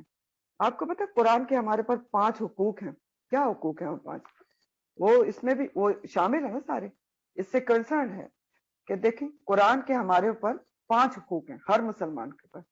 پہلا ہے اس پر ایمان لایا جائے, دوسرا ہے کہ اس کو سمجھ کر پڑھا جائے, تیسرا یہ ہے کہ اس کو عمل میں لایا جائے. ایمان لائیں اس کے اوپر, اس کو سمجھ کر پڑھیں, اور اس کے معنی پر تدبر کریں, اس پر عمل کریں, اور اس کو دوسروں تک پہنچائیں. یہ سارے قرآن کے حقوق ہیں جو ہمارے پر فرض ہیں, یہ سارا کچھ ہم نے کرنا ہے. تو بہت غور طلب آیت ہے یہ, آپ ذرا الفاظ پہ غور کریں, دیکھیں اللہ تعالیٰ کیا کہہ رہے ہیں. اللہ تعالیٰ اس آیت میں یہ کہہ رہے ہیں کہ جو حق کا تلاوت ہی نہیں کرتا کتاب کا, تو وہ صحیح طور پر ایمان لانے والے ہیں ہی نہیں. یہ کہا جا رہا ہے, دیکھیں الفاظ کو. اللہ تعالیٰ کہہ رہے ہیں کہ اصل تو اس کے اوپر ایمان لانے والے وہ ہیں کہ جو اس کا حق ادا کر کے اس کی تلاوت کرتے ہیں. اولئک یؤمنون بہ, تو جو حق ادا کر کے تلاوت کرنی پڑتے تو اس کا مقصد ہے وہ صحیح طور پر ایمان لانے والے ہیں ہی نہیں. تو بہت غور طلب اور آیت ہے، غور کیجیے گا اس کے اوپر. آگے اللہ تعالیٰ فرماتے ہیں کہ یا بنی اسرائیل اذکروا نعمتی اللتی، اے بنی اسرائیل. دوبارہ بنی اسرائیل کا تذکرہ ہے، اور اللہ تعالیٰ کہنے کہ بنی اسرائیل میری نعمتوں کو یاد کرو. اذکروا نعمتی اللتی، وہ جو انعمت انعام کی تھی میں نے علیکم تم پر، وانی اور بے شک میں نے فضلتکم فضیلت دی تھی تم کو علی العالمین تمام جہان والوں پر. تو یہ آیت پیچھے بھی آپ پڑھ چکے ہیں، بالکل ویسی کی ویسی دوبارہ آ رہی ہے. اور کیوں آ رہی ہے؟ بنی اسرائیل کا تذکرہ 5ویں رکوع سے شروع ہوا تھا اور 14ویں رکوع تک پوری تفصیل سے کیا گیا. اور بنی اسرائیل کون تھے؟ جو اسحاق علیہ السلام، ابراہیم علیہ السلام کے بیٹے اسحاق علیہ السلام اور ان کے بیٹے یعقوب علیہ السلام کی اولاد میں سے تھے، اور ان کے 12 بیٹوں سے بنی اسرائیل بنے. اور اللہ تعالیٰ نے ان کو تمام عالم کی قوموں میں سے چن کر فضیلت دی تھی. اللہ تعالیٰ کہہ رہے نا وَأَنِّي فَضَّلْتُكُمْ عَلَى الْعَالَمِينَ، تو فضیلت کیا دی تھی؟ کہ ان لوگوں کو لوگوں کی ہدایت کا فریضہ سونپا گیا تھا، کتاب دی گئی تھی کہ یہ خود بھی اللہ کی اطاعت کریں گے، ہدایت کے راستے پہ رہیں گے، اور لوگوں کو بھی اس طرف بلائیں گے. یہ فضیلت دی گئی تھی ان کو. مگر ہوا کیا کہ وقت کے ساتھ ان کے اندر بہت زیادہ بے شمار اخلاقی بیماریاں پیدا ہوئیں، اور اپنے مقصد کو یہ بھولتے ہی چلے گئے. ان کو ایک مقصد بتایا گیا تھا نا، فضیلت ایسے تھوڑی دی جاتی ہے. فضیلت جب دی جاتی ہے جب کوئی بڑا مقصد انسان کو سونپا جاتا ہے. جیسے امت مسلمہ کو اللہ تعالیٰ نے کیا کہا ہے قرآن میں؟ فضیلت دی نا، کنتم خیر امت، بہترین امت ہو. تو آگے بتایا بھی ہے کہ کیوں بہترین امت ہو، کیونکہ تم امر بالمعروف اور نہی عن المنکر کرو گی، لوگوں کو اللہ سے جوڑو گی، برائی سے روکو گی، اچھائی کی تعلیم دو گی. تو اسی طرح پہلے بنی اسرائیل کو اللہ تعالیٰ نے چنا تھا تمام عالم کی امتوں پر، ان کو فضیلت دی تھی، لوگوں کو ہدایت کا مقصد فریضہ سونپا تھا. لیکن وقت کے ساتھ وہ اپنے مقصد کو بھولتے گئے اور ان کے اندر برائیاں پیدا ہوتی چلی گئیں، حتیٰ کہ جب وہ زوال پذیر ہوئے تو یہ بھی بھول گئے کہ ان کو کس وجہ سے فضیلت اور امامت دی گئی تھی، اور یہ سمجھنے لگے کہ شاید ان کو یہ اہمیت اور فضیلت انبیاء کی اولاد ہونے کی وجہ سے ملی ہے. یہ سمجھنے لگے شاید وہ اللہ کے بہت چہیتے ہیں، احباؤہم و ابناؤہم، تو اس لیے اللہ تعالیٰ نے ان کو فضیلت یافتہ بنایا ہے. اور بہت زیادہ غلط فہمیوں میں گرفتار ہو گئے کہ سارے انبیاء ہم میں سے ہیں تو ہم تو اللہ تعالیٰ کے چہیتے ہیں، تو ہم تو بس ہم نے تو جنت ہمارے لیے. یعنی وہ اپنی فضیلت کو نسلی اور موروثی فضیلت سمجھنے لگے، نسلی اور موروثی، وراثت میں ملنے والی، اور اپنے چنے جانے کی وجہ خاص نسل میں سے ہونا سمجھنے لگے. حالانکہ اللہ سبحانہ تعالیٰ کیا کسی کی بھی فضیلت اس بنیاد پر نہیں ہوتی کہ وہ کس نسل سے اور کیا اس کے بزرگ کرتے تھے. اللہ کے نزدیک وہ کس نسل سے یہ کاؤنٹ نہیں کرتا. اللہ کے نزدیک کیا کاؤنٹ کرتا ہے کہ انسان خود کیسے کام کرتا ہے جو اللہ تعالیٰ کو پسند آ جائیں. تو بہرحال ان کے اس تکبر اور نسلی برتری کے احساس اور سرکشی کو ختم ہی کرنے کے لیے اللہ سبحانہ تعالیٰ نے آخری نبی صلی اللہ علیہ وآلہ وسلم بنی اسماعیل میں سے مبعوث کر دیا بجائے بنی اسرائیل سے مبعوث کرنے کے. اب اس پر وہ ایمان نہیں لا رہے تھے، اسی بغض اور اناد اور حسد میں کہ بنی اسرائیل میں سے کیوں نہیں آئے، جبکہ سارے انبیاء میجورٹی اسی میں سے آئی تھی. سمجھتے وہ تھے کہ آخری نبی بھی ان میں سے آئیں. تو اب کیونکہ وہ غرور اور تکبر کا شکار ہو چکے تھے، اور اللہ تعالیٰ نے یہ کیا ہی اس لیے کہ نبی آخری زماں ادھر سے مبعوث کر دیے ان کے تکبر اور بغض و اناد کو توڑنے کے لیے. تو اسی سلسلے میں ان کی پوری تاریخ پیچھے بتائی گئی. کس سلسلے میں بتائی گئی؟ کہ ابھی نبی کریم صلی اللہ علیہ وسلم مدینہ میں موجود ہیں، مدنی سورہ ہے، اور ابھی بھی یہود وہاں موجود ہیں بنی اسرائیل، اور ایمان ابھی بھی نہیں لا رہے. تو اس سلسلے میں ان کی پوری تاریخ بتائی گئی، ان کے آباء و اجداد کی غلطیاں بتا کر سمجھایا گیا کہ ہوش میں آؤ، ان کی غلطیاں نہ دہراؤ، ایمان لے آؤ. اور یہاں پھر آخر میں یہ آیت دوبارہ آ رہی ہے، ایک دفعہ لاسٹ میں اللہ تعالیٰ پھر سمجھانے کی کوشش کر رہے ہیں کہ یا بنی اسرائیل، اے اسرائیل کے بیٹوں، یاد کرو ذرا میں نے کیا کیا نعمتیں تمہارے پر دی تھیں، کتنی بڑی بڑی نعمتیں تمہیں دی تھیں، کیا کر رہے ہو تم. سب سے بڑی ہدایت کی نعمت دی تھی، موسیٰ جیسے زبردست نبی تمہارے اوپر مبعوث کیے تھے، تورات جیسی بڑی کتاب دی تھی جو اپنے زمانے کے لیے ہدی و نور اور رحمت تھی. فرعون سے تمہیں نجات دی، دشمن کو تمہارے ہلاک کیا، وادی طیر میں تم پر کیا کیا نعمتیں کی، چشمے پھاڑ کے نکال دیے، بادلوں کا سایہ، منو سلوا، بہت چیزیں تم نے اپنی آنکھوں سے دیکھی۔ پھر پے در پے انبیاء تمہارے پر بھیجتے گئے، مسلسل تمہاری ہدایت کا بندوبست کیا، کتنے زیادہ نبی تمہارے اندر مبعوث ہوئے، ہمیشہ ہر زمانے میں ایک نبی تمہارے اندر موجود رہا، نبوت، بادشاہت، فضیلت، علم، بہت کچھ تم کو دیا، تو یاد کرو نعمتوں کو اے بنی اسرائیل جو ہم نے تمہارے پر کی تھی۔ تو نعمتوں کو یاد کرو کیوں کہا جا رہا ہے؟ کیونکہ دیکھیں اللہ تعالیٰ کی نعمتوں کی یاد دہانی سے انسان کے اندر جذبہ شکر پیدا ہوتا ہے اور انسان اپنی اصلاح کرتا ہے، آخرت کی طرف توجہ ہوتی ہے، اعمال میں بہتری آتی ہے، ایسا سب کچھ ہوتا ہے نا۔ تو یاد کرو یہ نعمتیں، یہ فضیلت کیوں تم کو دی تھی؟ اس لیے تو نہیں دی تھی کہ تم تکبر کرو، سرکش ہو جاؤ، بے پرواہ ہو جاؤ آخرت سے، آخرت کے لیے غلط عقیدے گڑھ لو اور نبی آخر زماں کا انکار کر دو، خود بھی اللہ کے آخری نبی پر ایمان نہ لاؤ اور دوسروں کو بھی روکنے والے بن جاؤ۔ تو ایسا تو کرنے کے لیے تمہیں فضیلت نہیں دی گئی تھی۔ تو ہمارے لیے بھی اس میں سبق ہے نا کہ اللہ تعالیٰ نعمتیں یاد دلا رہے ہیں، اے بنی اسرائیل اسکر نعمتی اللہ تھی، کہ اللہ کی نعمتوں کو یاد رکھیں۔ کیوں یاد رکھیں؟ تاکہ شکر گزار رہیں۔ دیکھیں اللہ کی نعمتیں جو ہمیں دی ہیں نا، ان کو دیکھنے کی کوشش کرنا چاہیے ہمیشہ، تو شکر گزاری پیدا ہوتی ہے۔ اور گننے کی کبھی کوشش کریں، گن تو نہیں سکیں گے، کیونکہ یہ بات قرآن میں 2 جگہ آتی ہے کہ اللہ تعالیٰ فرماتے ہیں ان تعدوا نعمت اللہ لا تحصوها، اگر تم گننا چاہو گے اللہ کی نعمتوں کو گن نہیں سکتے۔ تو شکر گزاری جب ہی پیدا ہوتی ہے جب انسان اللہ کی جو دی ہوئی نعمتیں ہیں، جو ملی ہیں، ان کو یاد رکھے اور شکر گزار کرے، بجائے اس کے کہ جو نہیں ملا اس کو یاد کر کے روتا رہے کہ یہ مجھے نہیں ملا۔ تو اگر یہ رویہ رکھے گا تو کبھی شکر گزاری نہیں پیدا ہو سکتی، ناشکری کرے گا، اور ناشکری کو تو اللہ تعالیٰ کبھی بھی پسند نہیں کرتا۔ تو اے بنی اسرائیل بے شمار نعمتیں تمہارے پر دی تھی، انہیں یاد کرو۔ اللہ تعالیٰ نے بے شمار انبیاء تمہاری چین میں سے مبعوث کیے، اگر آخری نبی صلی اللہ علیہ وآلہ وسلم بنی اسماعیل میں سے مبعوث ہو گئے ہیں تو اتنا بھی کیا حق ہے حسد اور بغض کہ تم ایمان ہی نہیں لا رہے ہو اور دوسروں کو بھی روک رہے ہو؟ تو ایسا نہ کرو۔ اور ذرا ڈرو اس دن سے، یاد رکھو اس دن سے ڈرو، واتقو ڈرو اس دن سے۔ کون سے دن سے؟ یومن کون سا ہے؟ واتقو یومن، یوم آخرت سے، روز قیامت سے ڈرو، جس دن کیا ہوگا؟ یہ آیت بھی دوبارہ آ رہی ہے، اس دن سے ڈرو جس دن لا تجزی نہیں بدلا دے گا، نفس کوئی نفس، ان نفس کسی نفس کے لیے، شیئا کچھ بھی، کوئی نفس کوئی انسان کسی انسان کے ذرا بھی کام نہیں آ سکے گا، اس دن سے ڈرو۔ کوئی رشتہ، کوئی نسب، کوئی گہری دوستی کچھ کام نہیں آ سکے گا۔ تو خاص کانٹیکس میں ان کو یہ بات کیوں کہی جا رہی ہے؟ خاص کانٹیکس میں، ویسے یہ آیت عام کانٹیکس میں، کیونکہ ان کو یہ غلط فہمی اور تکبر تھا کہ ہم انبیاء کی اولاد ہیں، چاہیتے ہیں تو ہم جو مرضی کرتے ہیں، جنت تو ہمارے لیے ہے۔ تو اللہ تعالیٰ نے کہا کہ ڈرو اس دن سے، لا تجزی نفس عن نفس شیئا، اس دن تو کوئی انسان، کوئی رشتہ، قریبی سے قریبی، گہری دوستی، نسب، کوئی کام نہیں آ سکے گا کسی کے، اور شیئا کچھ بھی، ذرا سا بھی، اور ولا یقبل منہا عدل، اور نہیں قبول کیا جائے گا ان سے، اس سے، منہا کون ہے؟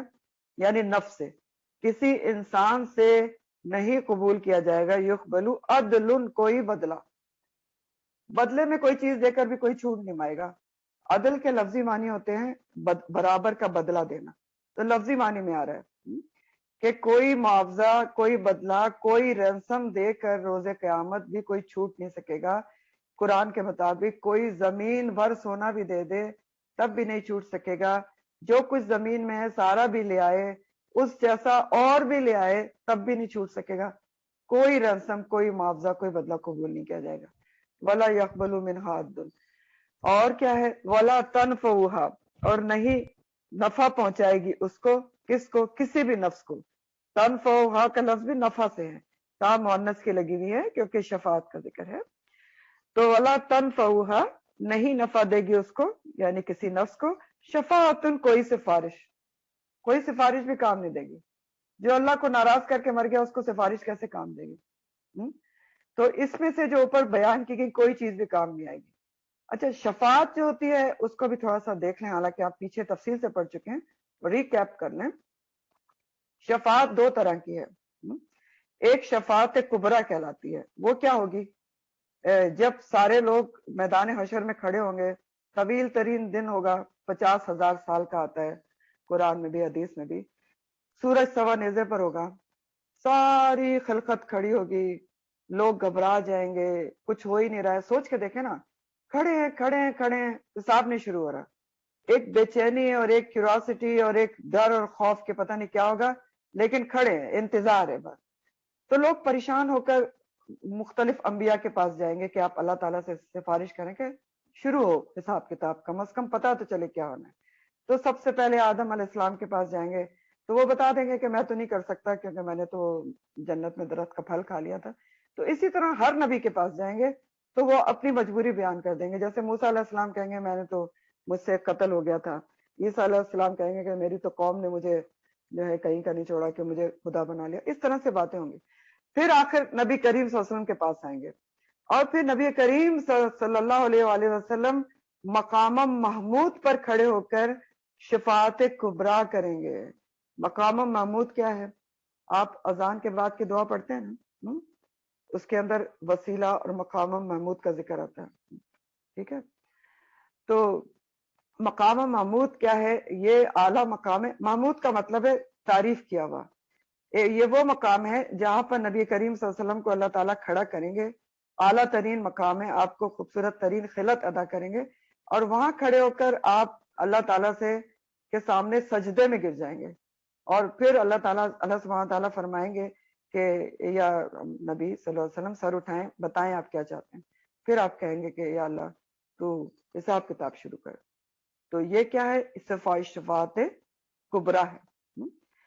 اور عام شفاعت کس کے لیے کہ جو شفاعت کا لفظ آتا ہے وہ کیا ہے؟ نبی کریم صلی اللہ علیہ وسلم لوگوں کی بھی شفاعت کریں گے لوگوں کی سفارش، کئی لوگوں کی سفارش کریں گے، آپ کے شفاعت سے لوگوں کو جہنم سے نکالا بھی جائے گا اور جنت میں بھی بھیجا جائے گا۔ لیکن سوچنے کی بات یہ ہے کہ کیا آپ صلی اللہ علیہ وسلم اللہ کے نافرمان کی سفارش کریں گے؟ کیا آپ اس کی سفارش کریں گے جو آپ کی سنت کو ہلکا لیتا رہا؟ کریں گے؟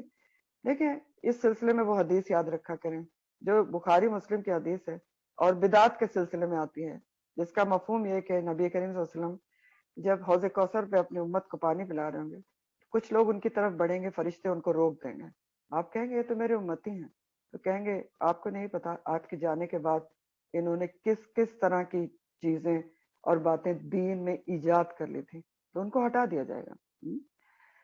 تو آپ کی شفاعت آپ کریں گے، برحق ہے کچھ لوگوں کو۔ اور یہ جو ہے نا اذان کے بعد کی دعا، اس کے لیے بھی حدیث ہے کہ آپ صلی اللہ علیہ وسلم نے فرمایا کہ تم میرے لیے وسیلہ، ہاں وسیلہ بھی آپ کو بتا دوں کہ جو اس میں وسیلہ کا ذکر آتا ہے، انشاءاللہ آپ ایک تو تفصیل سے پڑھیں گے، وسیلہ جنت میں ایک اعلیٰ ترین مقام ہے، اور ایک ہی مقام ہے جس کے بارے میں نبی کریم صلی اللہ علیہ وسلم کی حدیث کا مفہوم ہے کہ انہوں نے کہا کہ جنت الفردوس کا اعلیٰ ترین مقام ہے جو رحمان کے فرش کے نزدیک ہے، اور مجھے امید ہے کہ اللہ تعالیٰ مجھے عطا کریں گے۔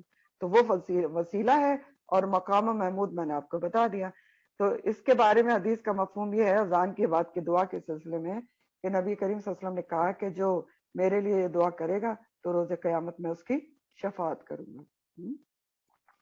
پھر اس کے علاوہ کچھ اور لوگ بھی سفارش کر سکیں گے، جیسے حفاظ ہیں، حافظ قرآن، شہداء اور صالحین وغیرہ، لیکن یہ سفارش کی کڑی شرائط ہوگی جو آپ پڑھ چکے ہیں، اور صرف اللہ کے اذن سے ہوگی۔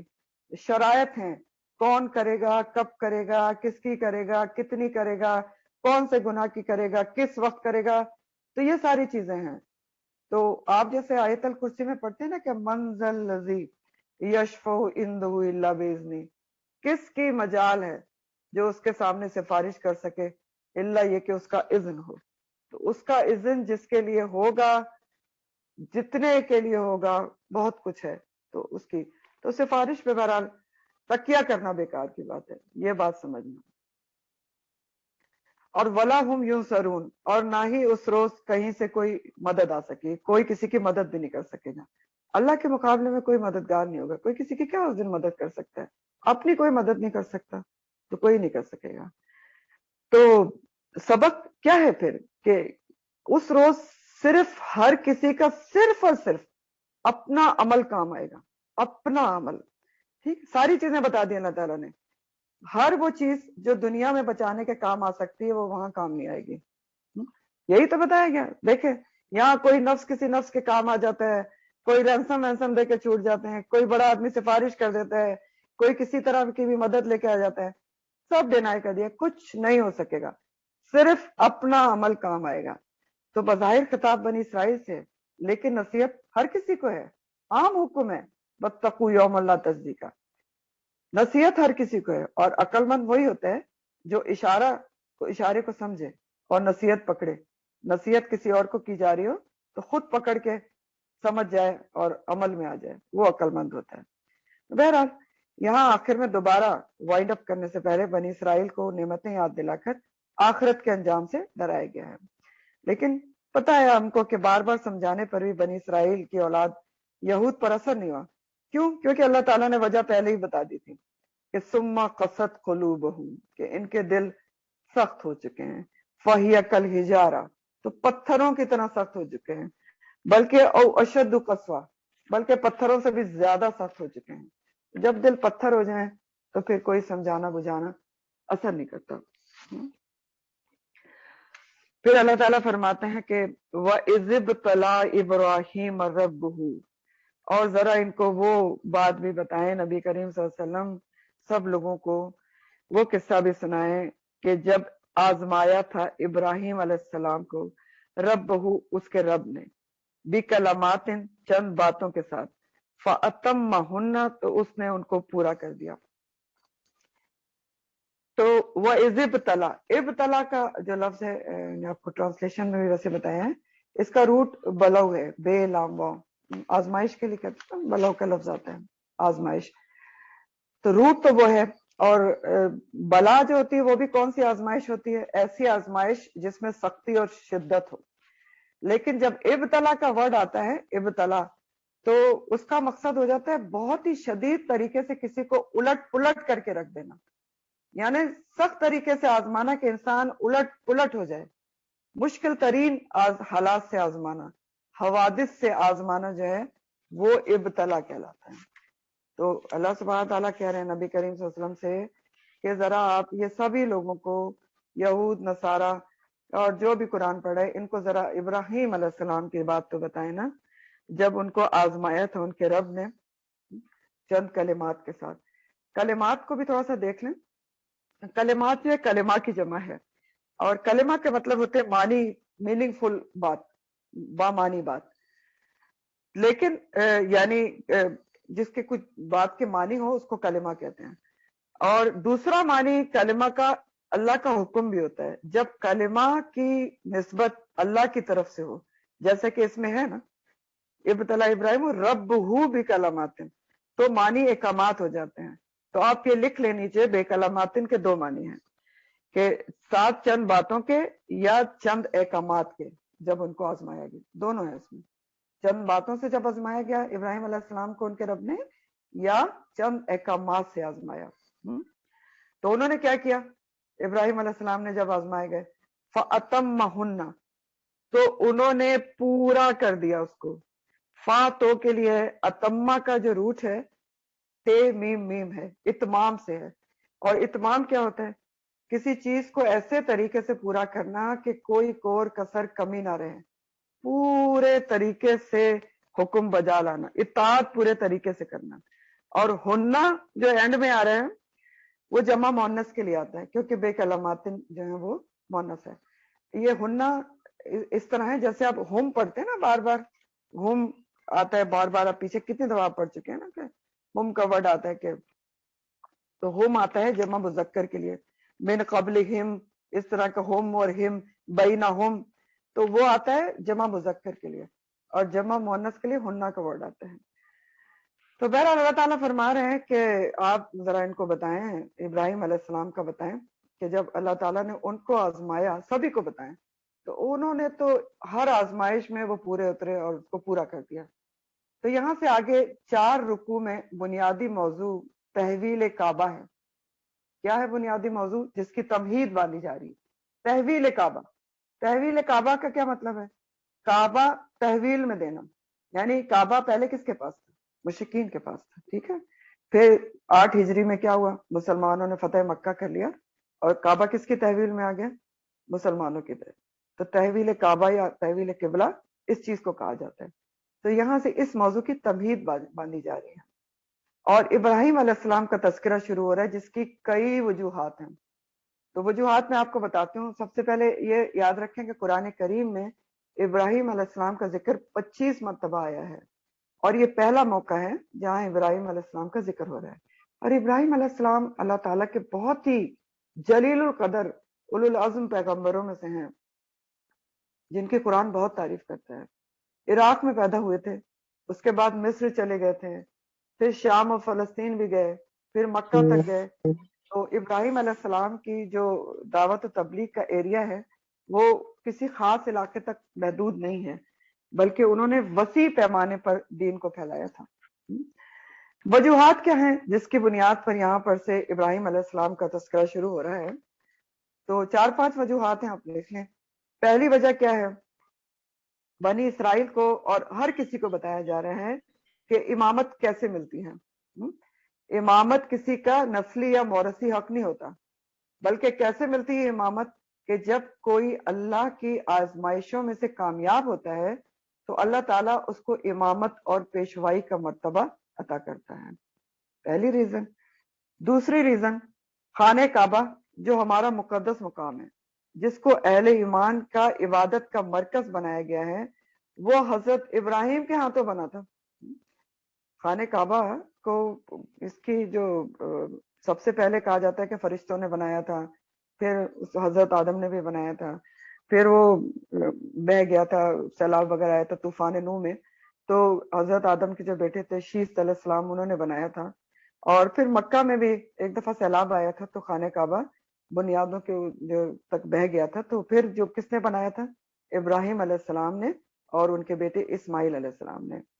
تو خانہ کعبہ میں نے آپ کو کہا نا تحویل کعبہ کی تمہید باندھی جا رہی ہے، جو ہمارا مقدس مقام ہے. دوسری ریزن آپ کو ایکسپلین کر رہی ہوں. جس کو اہل ایمان کی عبادت کا مرکز بنایا جا رہا ہے وہ حضرت ابراہیم کے ہاتھوں بنا تھا، اس لیے ان کا ذکر آ رہا ہے کہ اتنی بڑی فضیلت ان کو کیوں دی گئی تھی، کعبہ بنانے کا شرف کیوں حاصل ہوا تھا. تو وہ پڑھیں ذرا، آپ سمجھیں. نمبر 3 ریزن کیا ہے آپ کا ذکر آنے کی ابراہیم علیہ السلام کی؟ کہ آپ صلی اللہ علیہ وسلم کی بعثت اور امت مسلمہ کی پیدائش، امت مسلم کا قیام حضرت ابراہیم کی دعا کی وجہ سے ہوا ہے. دعائے ابراہیم ہے دونوں میں. آپ کی بعثت کے لیے بھی ابراہیم علیہ السلام نے دعا کی تھی، آپ جلدی پڑھیں گے، ابھی آگے آ جائے گی. اور امت مسلمہ کے قیام کے لیے بھی انہوں نے دعا کی تھی.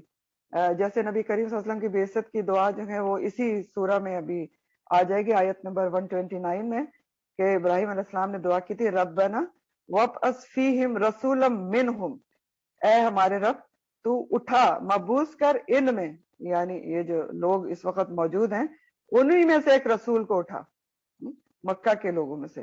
تو یہ ان کی دعا تھی.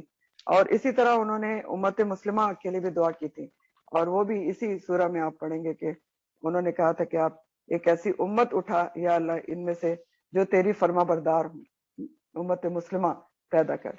تو اس لیے بھی ان کا ذکر آ رہا ہے کیونکہ آپ صلی اللہ علیہ وسلم کی بعثت حضرت ابراہیم علیہ السلام کی دعا سے ہوئی تھی. پھر نمبر 4 ریزن، یہود کو یہ سمجھایا جا رہا ہے کہ ان کا یہ خیال اور یہ بغض اور یہ جو حسد وہ کر رہے ہیں کہ نبی کریم صلی اللہ علیہ وسلم پر ایمان نہیں لا رہے کہ وہ بنی اسماعیل میں سے کیوں مبعوث ہو گئے، تو یہ ان کا خیال بالکل غلط ہے. یہ خواہ کی ان کی ضد ہے. کیونکہ دیکھیں بنی اسرائیل ہوں یا بنی اسماعیل ہوں، دونوں کی نسبت کس سے ہے؟ حضرت ابراہیم سے. دونوں کیا تھے؟ چاہے یہود کو یہ سمجھایا، چوتھی ریزن آپ کو بتا رہی ہوں کہ یہ سمجھایا جا رہا ہے کہ یہود تمہارا یہ حسد بغض بالکل غلط ہے کہ بنی اسماعیل میں سے کیوں مبعوث ہو گئے.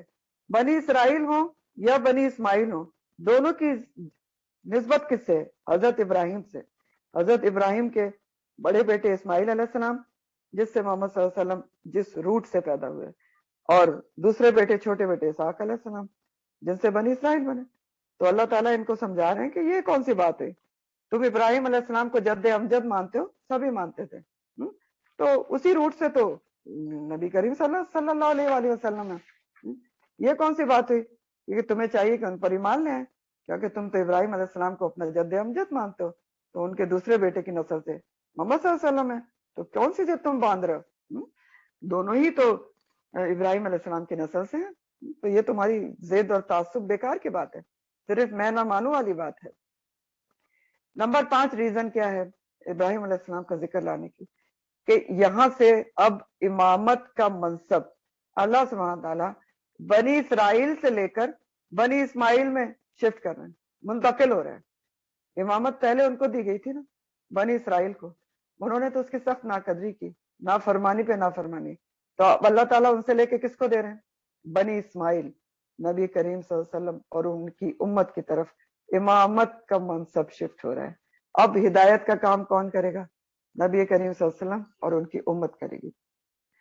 تو یہ 5ویں ریزن ہے، اس لیے بنی اسرائیل کو بتایا جا رہا ہے کہ امامت تم سے کیوں لی جا رہی ہے، کیونکہ امامت ہمیشہ فرما برداروں کو ملتی ہے، جیسے تمہارے جد امجد ابراہیم علیہ السلام تھے، جن کو تم کہتے ہو جد امجد، ایسی فرما برداری، ایسی اطاعت انہوں نے کی ابراہیم علیہ السلام نے کہ اللہ کی نظر میں وہ ایک پوری امت کی طرح کے تھے، ایسی فرما برداری کی کہ اللہ تعالیٰ نے ان کو ملت پوری قرار دیا ہے، یعنی جتنی فرما برداری ایک پوری قوم مل کے کر سکتی ہے اتنی فرما برداری اکیلے ابراہیم علیہ السلام نے کی۔ تو اسی ان کی جو فرما برداری تھی اس کی وجہ سے انہیں انسانیت کے امام کا منصب دلوایا تھا۔ تو امامت ایسے نہیں ملتی ہے، آگے اللہ تعالیٰ فرمائیں گے نا، قال انی جاعلک للناس اماما، تو امام ان کو کیوں بنایا گیا تھا؟ کیونکہ انہوں نے تو فرما برداری کی تھی زبردست طریقے سے۔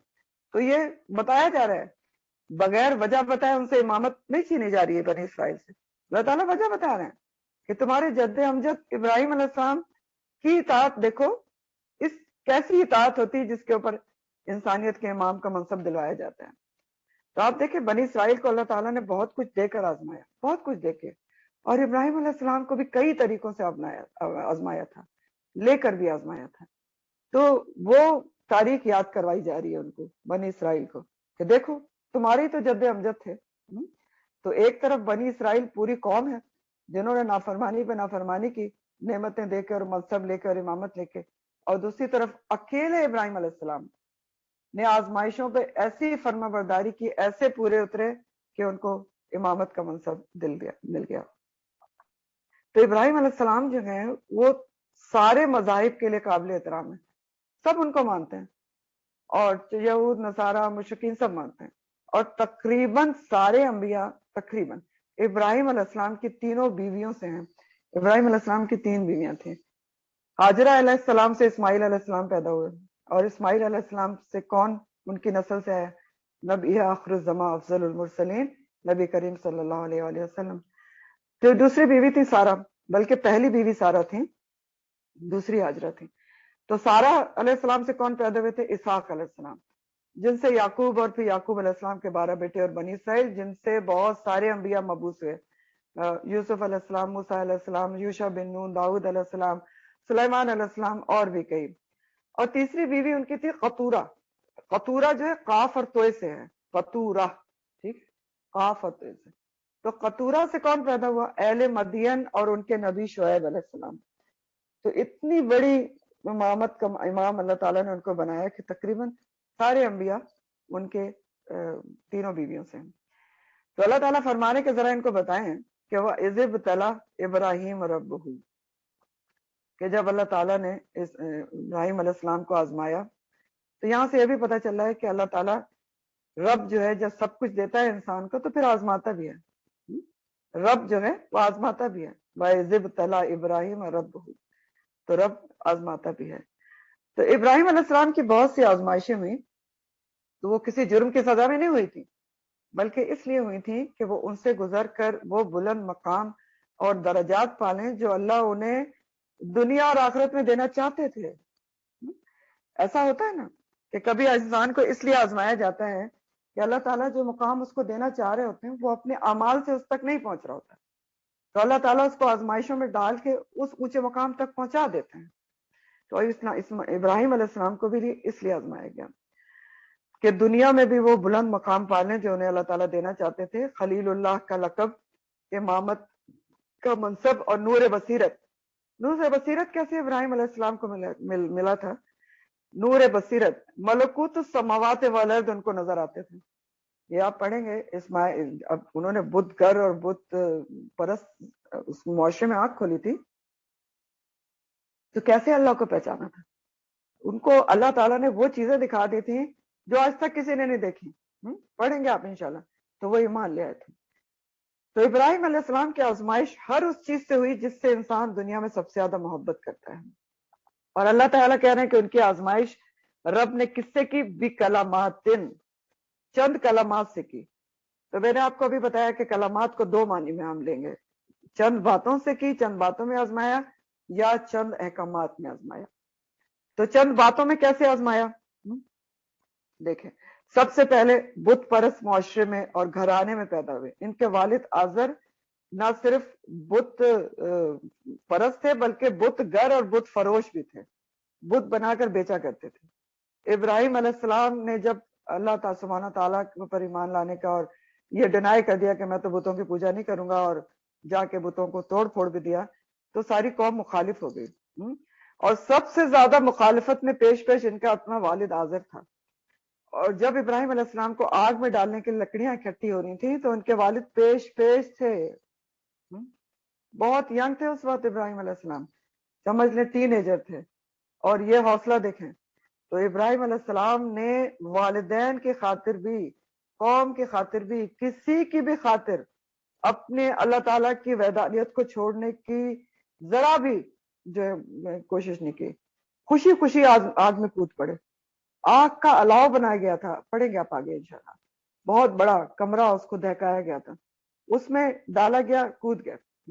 لیکن اللہ تعالیٰ نے حکم دے دیا، یا نار کونی بردم و سلام علی ابراہیم، اے آگ ٹھنڈی ہو جا اور سلامتی والی ہو جا ابراہیم علیہ السلام. پھر کیا ہوا؟ آگ سے زندہ سلامت نکلا ہے تو جلا وطن کر دیا کہ جاؤ. اور سب والدین کو چھوڑ کے، پورے گھر بار کو چھوڑ کے، فکر و فاقہ کے ساتھ نکل گئے اور عراق اور شام کے علاقے کی طرف گئے تھے. مختصر آپ کو ان کی تاریخ بتا رہے ہیں. اور جب نکلے تھے تو اس وقت ان کی بیوی سارا ان کے ساتھ تھی اور بھتیجے لوط علیہ السلام ساتھ میں تھے. بس یہ دو ساتھ میں تھے. پھر کیا ہوا؟ پھر جب اللہ تعالیٰ نے ان کو حکم دیا کہ اپنے بیوی اور بچے کو ویران بے آباد صحرا میں، مکہ اس وقت آباد نہیں تھا، بالکل ایک ڈیزرٹ تھا، کوئی چیز اگتی نہیں تھی. اللہ تعالیٰ نے حکم دیا کہ یہ ہاجرہ جو ہے دوسری بیوی، اور ان کو اسماعیل علیہ السلام وہاں پر چھوڑا. اس بچے کو جو شدید بڑھاپے 87 یا 90 سال کی عمر میں اللہ نے سے دعائیں کر کر کے انہوں نے حاصل کیا تھا، وہ ایک کھجور کے تھیلے اور ایک مشکیزہ پانی کے ساتھ ڈیزرٹ میں چھوڑا ہے. اور وہاں بیوی کا بھی کردار آتا ہے کہ حاجرہ علیہ السلام نے صرف یہ پوچھا تھا ان سے کہ آپ ہمیں کیوں یہاں چھوڑ کے جا رہے ہیں، کیا اللہ کا حکم ہے؟ تو آپ نے کہا تھا ہاں. اس پر انہوں نے کہا تھا ٹھیک ہے، پھر اللہ تعالیٰ ہمیں ضائع نہیں کرے گا. سوچ کے دیکھیں آج کل کی بیویاں ایسے دور دور ہوتی ہیں. تو بہرحال پھر کیا ہوا؟ چھوڑ کے چلے گئے. پہلا اللہ تعالیٰ نے وہاں بندوبست کیا، ان کے بھروسوں کو حضرت آجا کے پورا کیا، آب زمزم جاری کر دیا جو آج تک جاری ہے. پھر بچہ 12-13 سال کا ہوا، ساتھ دوڑنے بھاگنے کے قابل ہوا، اور واپس اس سے ملنے کے لیے آئے ابراہیم علیہ السلام. اب حکم ہو گیا اس بچے کے گلے پہ چھری پھیر دو. خواب کے ذریعے حکم مل گیا، پھیرنے پہ تیار ہو گئے. اور اتنا چھوٹا بچہ وہ بھی تیار. سورہ صافات میں آپ تفصیل اس کی پڑھیں گے تو آپ دیکھیں بچپن سے لے کے جوانی، جوانی سے لے کے بڑھاپا، والدین گھر بار سب چھوڑ دیا، جوانی میں آگ میں کود پڑے، بیوی بچہ اتنا جو پریشیس اولاد قربان کرنے پہ تیار ہو گئے. ایک ان کی تھوڑی آزمائش ہے. اس لیے اللہ تعالیٰ کہہ رہے ہیں کہ جب بھی اللہ تعالیٰ نے ان کو آزمایا چند باتوں میں، ابتلا، اور ابتلا تھی، یہ ساری ابتلا تھی، شدید ترین آزمائشیں تھیں، الٹ پلٹ کر دینے والی آزمائش تھی. سوچ کے دیکھیں اولاد کے گلے پہ چھری پھیرنا، وہ بھی خواب کے ذریعے حکم کے اوپر. تو جب اللہ تعالیٰ فرما رہے ہیں جب ابراہیم کو اس کے رب نے آزمایا چند باتوں میں، فَاتَمَّهُنَّ، اس نے پورا کر دیا ان کو بلا کسی کور و کسر کے، خوشی اور کامیابی سے پورا کر دیا، جیسے کہا گیا تھا پورا کا پورا کر کے دکھا دیا. پھر اب دوسرے معنی کے لحاظ سے دیکھتے ہیں بے کلامات. ان کو میں نے کہا کہ اللہ تعالیٰ کے احکامات مراد ہوتے ہیں اگر کلمات کا تعلق اللہ سے نسبت کر رہا ہو. تو دوسرا معنی کہ اللہ تعالیٰ نے جب ان کو آزمایا چند احکامات میں تو انہوں نے ان کو بھی پورا کر کے دکھا دیا اور پورا کروا کے دکھا دیا. تو اللہ تعالیٰ کے احکامات پھر یہاں پہ مراد ہوں گے کلمات سے. تو احکامات سے مراد کیا ہیں؟ وہ قوانین شریعت کے جو ابراہیم علیہ السلام کو دیے گئے تھے. اور کس صورت میں دیے گئے تھے؟ صحائف کی شکل میں دیے گئے تھے. 10 صحیفے تھے جو ان کو دیے گئے تھے اور جن کا ذکر سورہ الاعلیٰ کے آخر میں آتا ہے نا، صحف ابراہیم موسیٰ.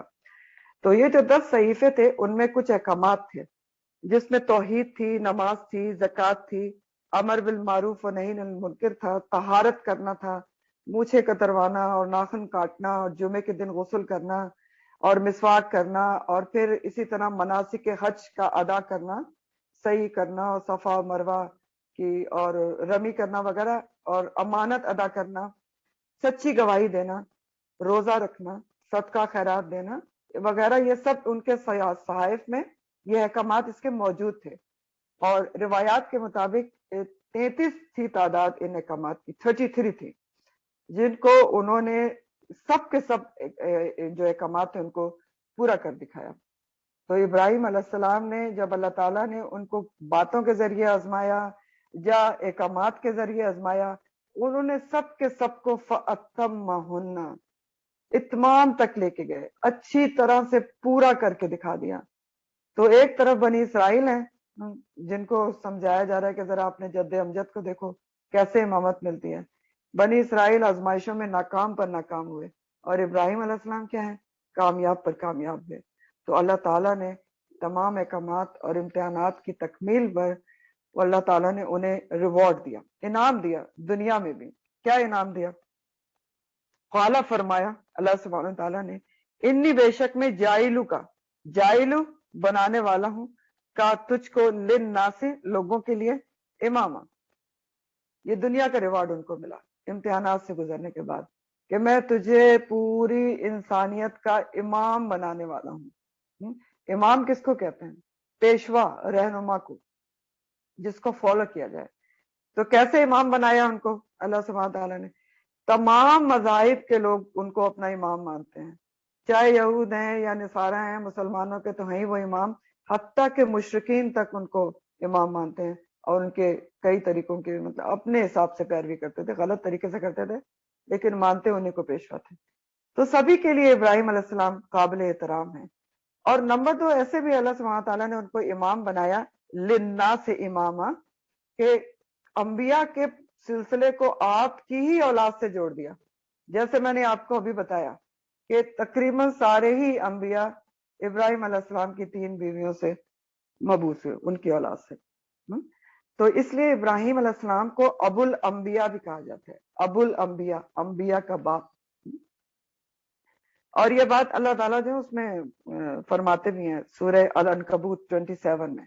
العنکبوت 27 میں اللہ تعالیٰ کہتے ہیں وَجَعَلْنَا فِي ذُرِّيَّتِهِ النَّبُوَّةَ وَالْكِتَابَ، اور بنا دی ہم نے اس کی اولاد میں نبوت اور کتاب. ساری کتابیں، ساری نبوت، موسٹ آف دا جو انبیاء ہیں ابراہیم علیہ السلام کی، اور کتابیں تو ساری انہی کی جو اولاد ہیں اس میں سے جو انبیاء مبعوث ہیں ان کے اوپر رکھی گئی. تو اللہ تعالیٰ نے ان کو یہ ریوارڈ دیا. ان کی ساری جب انہوں نے آزمائشوں کو اتمہن پورا کر دیا تو اللہ تعالیٰ نے دنیا میں ان کو کہا کہ قال انی جاعلک للناس اماما. تو جب یہ خوشخبری ان کو ملی تو ابراہیم علیہ السلام نے فوراً اللہ تعالیٰ سے پوچھا قال ومن ذریتی، ابراہیم علیہ السلام نے پوچھا اور میری ذریت کے لیے کیا وعدہ ہے، میری اولاد کے لیے کیا وعدہ ہے. ذریت کا جو ورڈ ہے نا اس کو 2 روٹ سے سمجھا جاتا ہے. ایک روٹ اس کا ہے زال رے ذریہ. ذریہ کہتے ہیں چھوٹی چوٹیوں کو، تو اسی سے پھر چھوٹی اولاد یا اولاد کے لیے ذریت کا لفظ استعمال ہوتا ہے. اور دوسرا روٹ اس کا ہے زال رے حمزہ زرع، جس کے معنی ہوتے ہیں پیدا کر کے پھیلا دینا. تو دونوں روٹ سے آتے ہیں اور دونوں کے مراد اولاد لی جاتی ہے ذریہ سے. تو سوال انہوں نے یہ کیا جب اللہ تعالیٰ نے ان کو کہا کہ ہم تم کو انسانیت کا امام بنا رہے ہیں، تو فوراً انہوں نے کوشچن یہ کیا ہے کہ کیا میری اولاد کو بھی امامت ملے گی؟ وَمِن ذُرِّيَّتِي، وہ بھی لوگوں کی امام ہوگی. اور یہ سوال انہوں نے کیوں کیا؟ وہ اللہ سے یہ پوچھ رہے ہیں کہ کیا یہ وعدہ میری اولاد کے لیے بھی ہے؟ وَمِن ذُرِّيَّتِي، تو اس لیے پوچھ رہے ہیں کہ والدین کی جو اپنی دلچسپیاں، جو اپنی خواہشات ہوتی ہیں نا، جو اپنی پریفرنس ہوتی ہے، وہ اولاد کے لیے بھی وہی چاہتے ہیں. سوچ کے دیکھیں، اگر والدین خود دنیا میں گمے تو اولاد کے لیے بھی دنیا ہی چاہیں گے. ساری خواہشات ہی ہوتی ہیں. اگر خود دنیا میں گمے، یہ پڑھ لے، وہ پڑھ لے، وہاں سے پڑھ لے، باہر چلا جائے، یہ بن جائے. اور اگر آخرت کی طرف توجہ ہے تو کچھ اور پرائرٹیز ہوتی ہیں اولاد کے لیے. تو یہاں تھوڑا سا سوچنے کا ہمارے لیے بھی مقام ہے کہ ہم اپنی اولاد کے لیے کیا سوچتے ہیں. اس سے ہمیں یہ بھی پتا چلے گا کہ ہماری اپنی انکلینیشن کس کی طرف ہے. تو بہرحال ابراہیم علیہ السلام نے پوچھا فوراً اللہ سبحانہ تعالیٰ سے، کیا میری اولاد کو بھی امامت ملے گی؟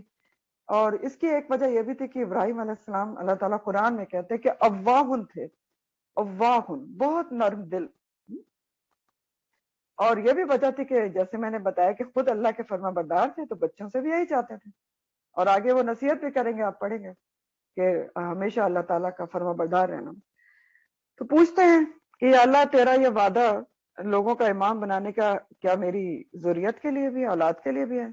قال ومن ذریتی، تو اللہ تعالیٰ کیا جواب دیتے ہیں؟ اللہ تعالیٰ جواب دیتے ہیں قال لا ینالو، اللہ تعالیٰ نے فرمایا نہیں پہنچے گا عہدی میرا یہ عہد الظالمین، ظالموں کو. ینالو کا لفظ ہے نا، نالا اور ینالو کا روٹ نون و لام یا نون یا لام ہے، اور اس کے معنی ہوتے ہیں پہنچنا، کسی چیز کا ملنا یا پانا یا پہنچنا. نائل کہتے ہیں پہنچنے والے کو، اور نائلہ کہتے ہیں پہنچنے والی کو. تو لا ینالو، نہیں وہ پہنچے گا. اللہ تعالیٰ نے جواب دیا کہ نہیں، میرا یہ عہد جو ہے وہ ظالمین کے لیے نہیں ہے. جو تیری اولاد میں سے ظلم کریں گے، ظالم ہوں گے، ان کے لیے میرا عہد تھوڑی کہ میں ان کو لوگوں کا امام بنا دوں گا. ظالموں کو کیسے بنا دوں گا؟ اور ظلم سے یاد رکھیں یہاں پر بنیادی طور پر مراد شرک ہے. شرک، کہ تمہاری اولاد میں سے جو شرک کرے گا اس کو کیسے امام بنا سکتا ہوں؟ اور پھر نافرمانی اور دوسری چیزیں، گناہ، معصیت، حقوق پامال کرنا، یہ سب کچھ شامل ہے ظلم میں. تو اللہ تعالیٰ نے فرمایا کہ نہیں، یہ کیسے ہو سکتا ہے؟ جو یہ سب کچھ کرے گا، شرک کرے گا، کفر کرے گا، نافرمانی کرے گا، حقوق پامال کرے گا، اس کے لیے دنیا کی امامت کیسے ہو سکتی ہے؟ ہاں، آپ کی اولاد میں سے جو صاحب ایمان و فرما بردار ہوگا اس کے لیے وعدہ ضرور ہے. جیسے میں نے آپ کو بتایا کہ اللہ تعالیٰ نے وعدہ پورا کیا سورہ العنکبوت کی آیت کہ وَجَعَلْنَا فِي ذُرِّيَّةِ النُّبُوَّةَ وَالْكِتَابِ. تو اللہ تعالیٰ نے یہ ایکسپلین کیا کہ اللہ کا یہ وعدہ نسلی طور پر نہیں ہے کہ آپ کی نسل میں سے ہے تو بس اس کو بھی امام بنایا جائے گا، نہیں، بلکہ اس کا دار و مدار ایمان اور فرما برداری کا ہے. اللہ کے ہاں بڑائی یہ نہیں ہے کہ کوئی کسی بزرگ نیک شخص کا رشتہ دار ہے، کسی نبی کی نسل میں سے ہے، کسی بزرگ کا سجادہ نشین، گدہ نشین ہے، خود کچھ بھی کرتا رہے. بزرگ بڑے نیک تھے، اس کے بعد خود کے کچھ بھی اعمال ہوں تو وہ اس کو اللہ تعالیٰ کا قرب حاصل ہو جائے گا، نہیں. یہ بتایا جا رہا ہے اللہ کا قرب انسان صرف اور صرف اپنے اعمال کی وجہ سے حاصل کرتا ہے. مسلم کی حدیث کا مفہوم ہے جس کے عمل نے اس کو پیچھے کر دیا اس کا نسب اس کو آگے نہیں بڑھا سکتا. جس کے عمل نے اس کو پیچھے کر دیا اس کا نسب، چاہے کسی بھی نسب سے ہے، بہت نیک لوگوں سے، لیکن نسب اس کا آگے نہیں بڑھا سکتا. اپنا عمل چاہیے. تو اللہ سبحانہ تعالیٰ نے ابراہیم علیہ السلام کی خیر خواہی، فرما برداری دیکھتے ہوئے بہت سے انبیاء تو الگ ان کی اولاد میں رکھے، اپنا وعدہ پورا کیا نا کہ میں تمہیں انسانیت کا امام بناؤں گا. تو سارے انبیاء کی چین ان کی اولاد میں سے آئی، اور پھر اماموں کے امام افضل الانبیاء خاتم النبیین کو بھی ان کی نسل میں سے پیدا کر دیا. تو کیا حیثیت تھی ابراہیم علیہ السلام کی اللہ کی نظر میں، سوچیں. اور کیوں تھی یہ سوچنے کی بات ہے. قربانیاں، الٹ پلٹ کر دینے والی قربانیاں، لیکن ریوارڈز کتنے بڑے ہیں. تو اللہ تعالیٰ کے بہت ہی پسندیدہ نبی ہیں ابراہیم علیہ السلام. خلیل اللہ کا لقب ہے، دوست اللہ کے، بیسٹ فرینڈ اللہ کے. ایک پوری امت قرآن قرار دیتا ہے ہم کو، اتنی فرما برداری کی. اور بار بار قرآن میں ابراہیم علیہ السلام کے لیے یہ الفاظ آتے ہیں حنیفم مسلموں وما کان من المشرکین. حنیف تھے، یکسو، ون ڈائریکشنل، ہر حال میں، ہر صورت میں اللہ کی طرف رجوع ہے. مسلمان، سخت فرما بردار تھے. اللہ تعالیٰ نے کہا اسلم تو فوراً کہہ دیا اسلم تو لرب العالمین. اور وما کانا من المشرکین، کبھی کسی قسم کا شرک نہیں کیا. تو کیا اسباق ہے ہمارے لیے اس میں؟ سب سے پہلے تو دیکھیں اللہ تعالیٰ جو ہیں وہ نبی کریم صلی اللہ علیہ وسلم کو کہہ رہے ہیں کہ ذرا ان کو بتائیں اسی طرح یہی بات آ رہی ہے نا، وَإِذِ جب اس کا لفظ آتا ہے تو اس کا مقصد ہوتا ہے کہ کوئی پچھلی بات بتائی جا رہی ہے یا بتانے کو کہی جا رہی ہے. تو اللہ تعالیٰ نبی کریم صلی اللہ علیہ وسلم کو ہدایت کریں، ذرا ان سب کو آپ ابراہیم علیہ السلام کا قصہ بتائیں کہ کیسی کیسی آزمائشوں سے وہ گزرے ہیں، تاکہ ذرا جو لوگ اللہ تعالیٰ کے قربت کے شوقین ہیں وہ سوچیں کہ قربت کیسے حاصل ہوتی ہے. اور پھر یہ بھی سبق ہے کہ ہمیں اپنے بچوں کو انبیاء کے قصے سنانا چاہیے کہ انبیاء نے کیا کیا کیا تھا کہ وہ اللہ تعالیٰ کے اتنے مقرب بندے تھے، انسان ہی تھے نا. صحابہ کے قصے سنانا چاہیے. اور یہ بھی پتہ چل رہا ہے کہ ہمارے والدین کتنے بھی نیک ہوں، ہم کتنے بھی بہت گھرانوں سے تعلق رکھتے ہوں، بزرگوں کے گھرانے سے، نیک گھرانے سے، اگر ہم خود ہدایت کے راستے پہ نہیں ہیں، دین کے راستے پہ نہیں ہیں، اگر ہمارے اعمال صالحہ نہیں ہے تو نجات نہیں ہو سکتی. اللہ کا قرب پانے کے لیے، روز قیامت نجات کے لیے، دنیا میں کوئی بھی اچھا کام کرنے کے لیے، چنے جانے کے لیے انسان کو خود نیک اعمال کرنے ہوں گے اور آزمائشوں سے بھی گزرنا ہوگا. نیک اعمال کے لیے انسان چنا جاتا ہے، اور چنا کب جاتا ہے؟ جیسے ابراہیم علیہ السلام کو چنا گیا، آزمائش کی جاتی ہے. اور یہ آزمائش کبھی بہت بڑی بھی ہو سکتی ہے اور کبھی چھوٹی چھوٹی بھی ہو سکتی ہے، ضروری نہیں کہ بڑی آئے. دیکھیں ہمارے نیک کاموں کے راستوں میں چھوٹی چھوٹی آزمائشیں آتی ہیں جس کو ہم سمجھ ہی نہیں پاتے اور نیک کام کو چھوڑ کے بیٹھ جاتے ہیں. ہوتا ہے کہ نہیں ہوتا؟ سوچ کے دیکھیں. خاص طور پہ جب آپ قرآن سے جڑتے ہیں بہت ہنڈرنس آتی ہیں، اور لوگ کیا کرتے ہیں، چھوڑ کے بیٹھ گئے، نہیں جی وہ ٹائم نہیں ملتا اس لیے ایگزٹ کر لیا، گلٹی فیل ہوتا ہے، یہ ہوتا ہے، وہ ہوتا ہے. سمجھیں، اس لیے میں آپ کو بتا رہا ہوں یہ آزمائشیں ہوتی ہیں، ایکسپیرینس بتا رہی ہوں، قرآن بتا رہے ہیں آپ کو. اور ان آزمائشوں کو اوور کم کریں، سمجھ کر گزریں اور جڑے رہیں نیک کاموں سے. اور پھر جو جڑا رہتا ہے، آزمائشوں کو سمجھ لیتا ہے، گزر جاتا ہے، اس کو انعام بھی ملتا ہے جیسے ابراہیم علیہ السلام کو ملا. اور پھر یہ بھی ہے کہ اللہ تعالیٰ جب کسی کو آزمائش میں ڈالتا ہے تو ہمیشہ اس کے پیچھے کوئی حکمت اور مصلحت ہوتی ہے جو انسان کو فوری نظر نہیں آتی لیکن آگے چل کے فوراً نظر آ جاتی ہے. ایسا بھی کبھی کوئی ہوتا ہے نا کہ کبھی فوری نظر نہیں آتا اور انسان پریشان ہو جاتا ہے، اچھا میرے پر کیوں آزمائش آئی، لیکن تھوڑے عرصے بعد آپ کو پتہ چل جاتا ہے کہ کیوں آئی تھی. اور ایک بات یہ بھی یاد رکھیں کہ اللہ تعالیٰ جب دین کا کوئی بہت بڑا کام لینا چاہتے ہیں انسان سے تو ضرور آزماتے ہیں، کسی طرح کسی طریقے سے ضرور آزماتے ہیں. کیونکہ حضرت بلال حبشی کہا کرتے تھے کہ تم ایک مٹی کا برتن بھی خریدتے ہو تو اس کو ٹھوک بجا کے دیکھتے ہو کہ کچا تو نہیں ہے، پھر خریدتے ہو. تو اللہ سبحانہ تعالیٰ جب اپنے کام کے لیے کسی کو چنے گا تو کیا ٹھوک بجا کے نہیں دیکھے گا؟ ایسا تو نہیں ہو سکتا. تو یہ ساری باتیں جو ہیں وہ اسی ابراہیم علیہ السلام کے تذکرے سے ہی ہمیں سمجھ میں آتی ہیں. پھر اللہ تعالیٰ فرماتے ہیں کہ وَإِذْ، اور جب وہ وقت بھی یاد کریں اور ان کو بتائیں کہ وَإِذْ جب جعلنا، ہم بنایا ہم نے البیتا، گھر کو، مثابتن، لوٹنے کی جگہ، للناس، سے لوگوں کے لیے، وامنا، اور امن کی جگہ. کون سے گھر کی بات ہو رہی ہے؟ بیت گھر کو کہتے ہیں. اور بیت کا لفظ جو ہے وہ باتا یبیتو، بیت ہی اس کا روٹ ہے، رات گزارنے کے لیے باتا کا لفظ استعمال ہوتا ہے. بیت سے مراد گھر ہے، اور گھر اللہ کا گھر مراد ہے، خانہ کعبہ یہاں مراد ہے.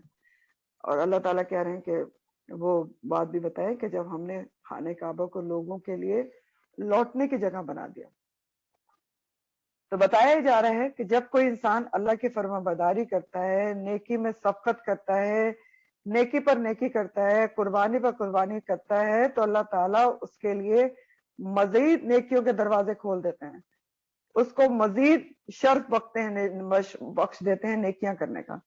اور یہ ایک نسخہ بھی ہے، اگر آپ کو معلوم کرنا ہے کہ آپ کی نیکی قبول ہو رہی ہے یا نہیں قبول ہو رہی ہے، تو اس کا طریقہ یہ ہے کہ اگر آپ کو ایک نیکی کرنے کے بعد اللہ تعالیٰ دوسری نیکی کی توفیق دے دیتے ہیں تو سمجھ لے کہ قبول ہو رہی ہے.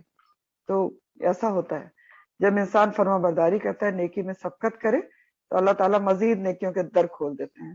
جو آزمائش میں پورا اترتا ہے اس کو انعام و اکرام عطا فرماتے ہیں.